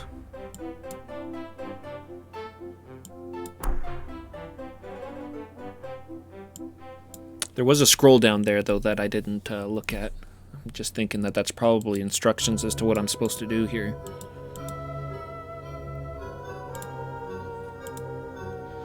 Maintenance of the power transmission system. All of the various mechanisms of Martian civilization are powered from central stations that broadcast energy for the special towers. Occasionally the cable in the broadcast system on a tower or strung between them will wear out. This presents a little problem as there is some redundancy in the system. If the system is ever shut down, however, it must be restarted slowly to avoid the surge that would overload the cables all at once. A cable segment can be replaced without shutting down the system, but great care must be taken to insulate the worker and his pliers to avoid electrocution. Alright, while I was reading that, there's two things I thought about. The first one is we're going to get Spectre to do all the work, because he's got these rubber gloves.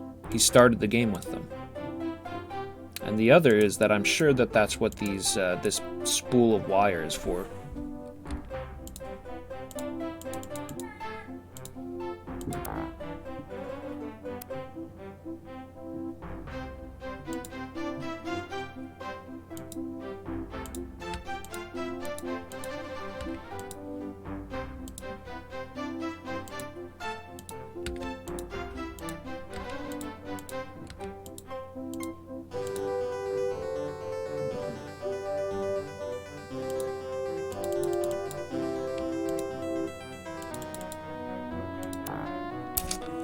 For real?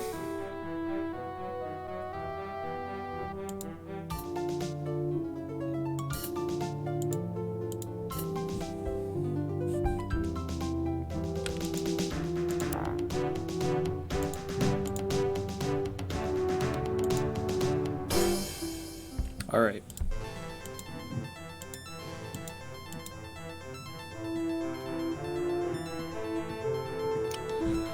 We'll I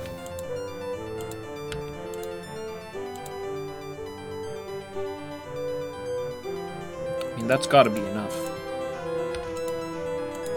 I don't want to hear a fart sound. There we go. All right, Spectre, do your science work.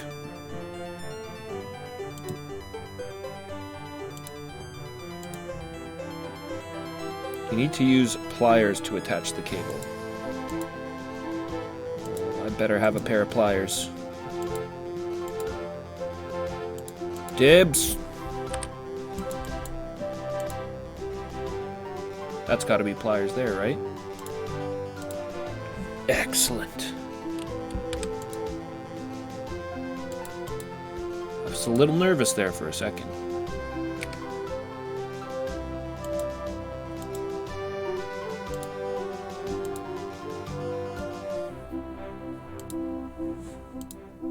Use pliers on cable to that cable. I don't want to hear a fart sound.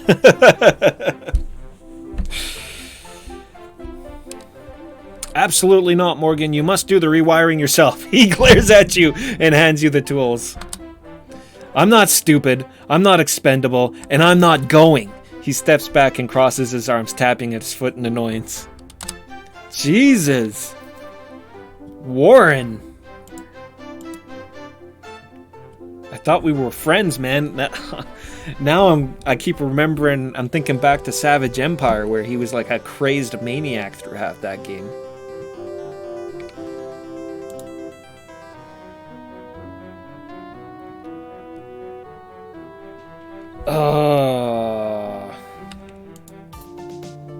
It's gonna be tougher making room in my inventory for this shit.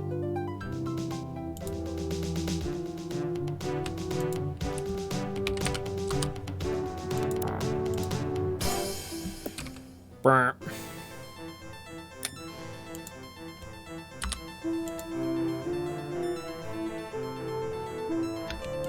All right, look. Dibs. Me.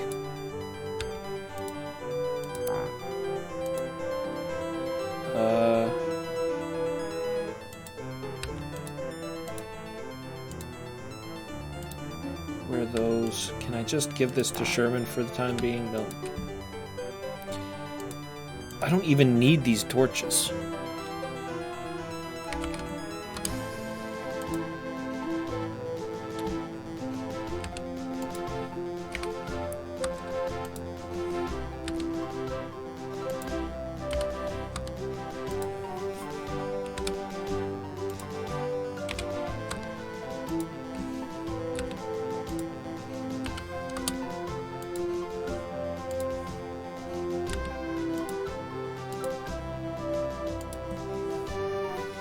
Alright, there, you coward. I'll take care of it myself.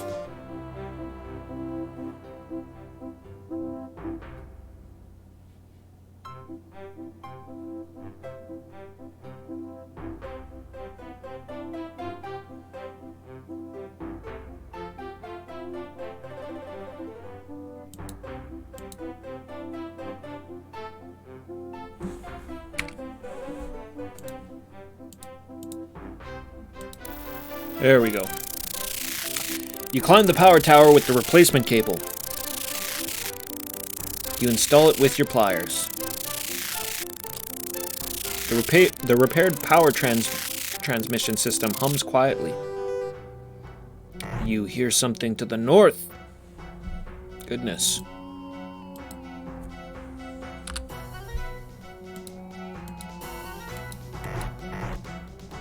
Am I taking damage for that?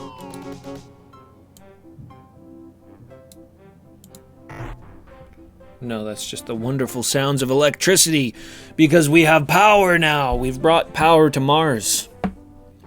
Now we just need to bring water to Mars.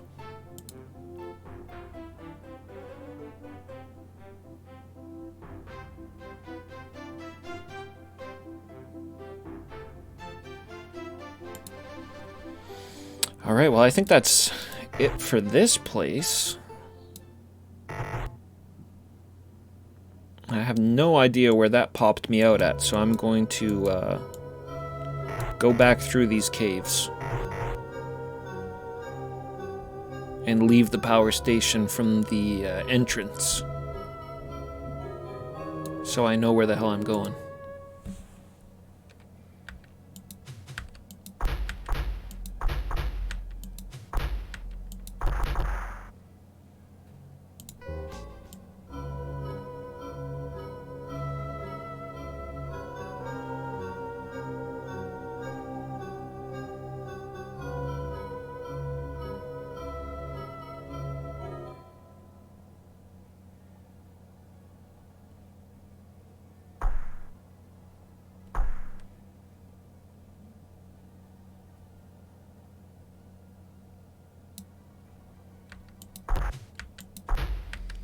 Oh, I didn't notice that Oxium the first time we came through.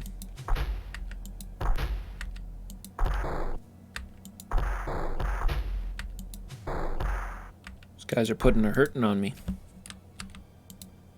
A couple of critical hits in there, I think.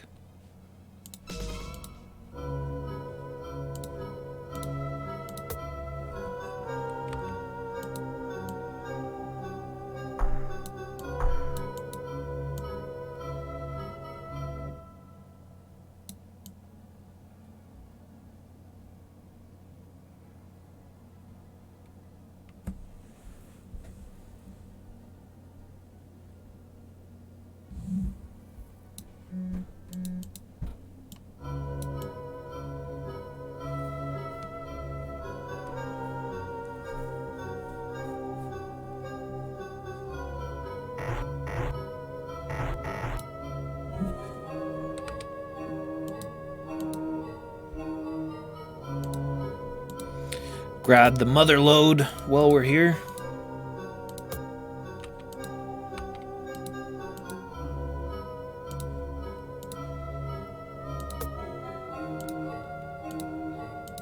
Don't know if we'll be coming back here again since we've repaired the place.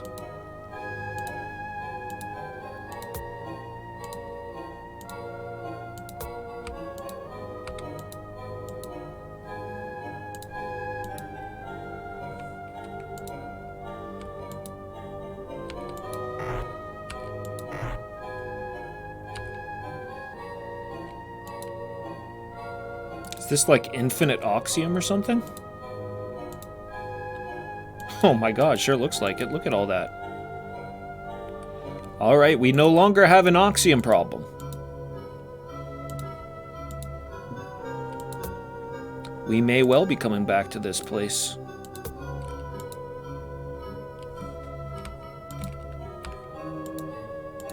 Mind, I'm getting massive amounts of Oxium from these geodes, so maybe that's where most of it's coming from. 69.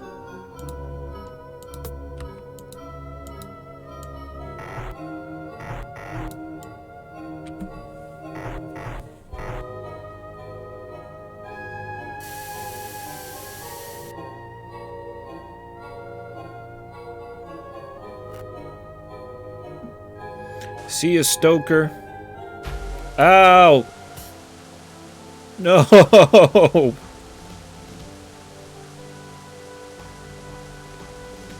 Whoops!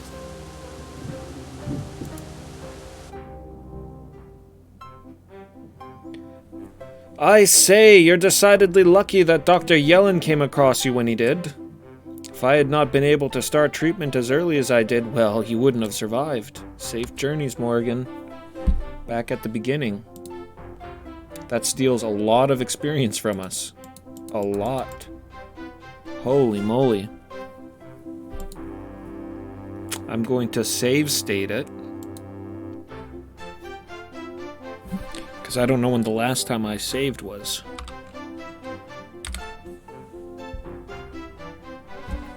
Oh man, when was this?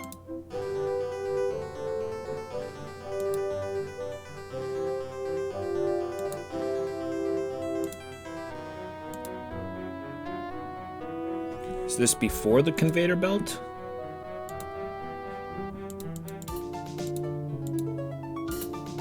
Yeah, I mean, I lost probably close to 2,000 experience in that.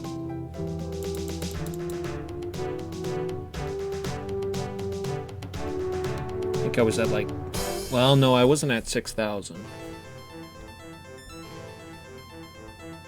I guess I lost 700 some odd experience.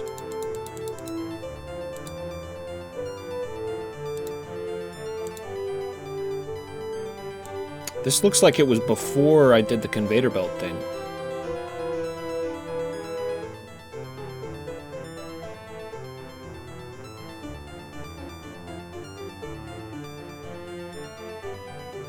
Yeah, I'll take the loss. Yeah, I'll definitely take the hit if this is before the conveyor belt.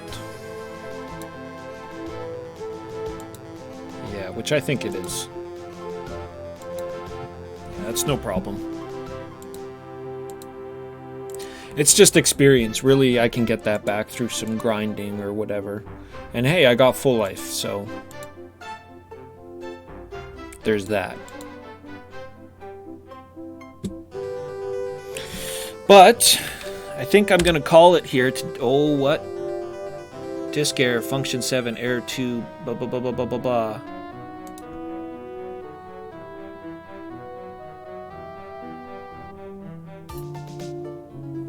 Uh-oh.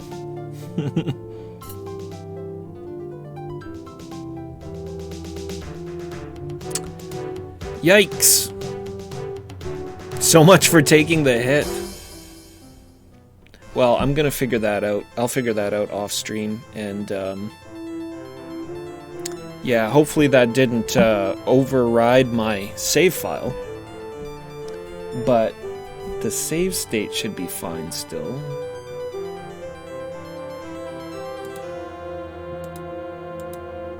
Yeah. What about restore? Can we restore it? Yeah, we can. Alright. I have plenty of options. But I am going to end it off here today either way. I guess I could just go and get the conveyor belt back and stuff like that off stream and catch up and not take the experience loss walking into the Steam. But yeah, y'all have a good night, and we'll catch you next time, and I'll find somebody to host. So take care. Thanks for coming by, everybody, as always. Ah, shut up!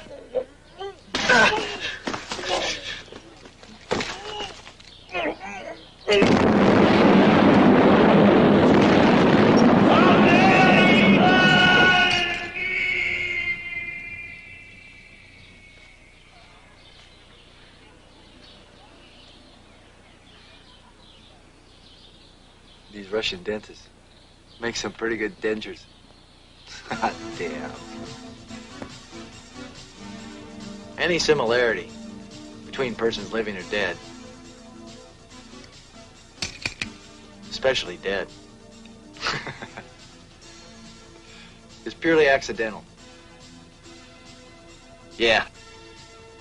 Very accidental. Like 1 in a million, maybe.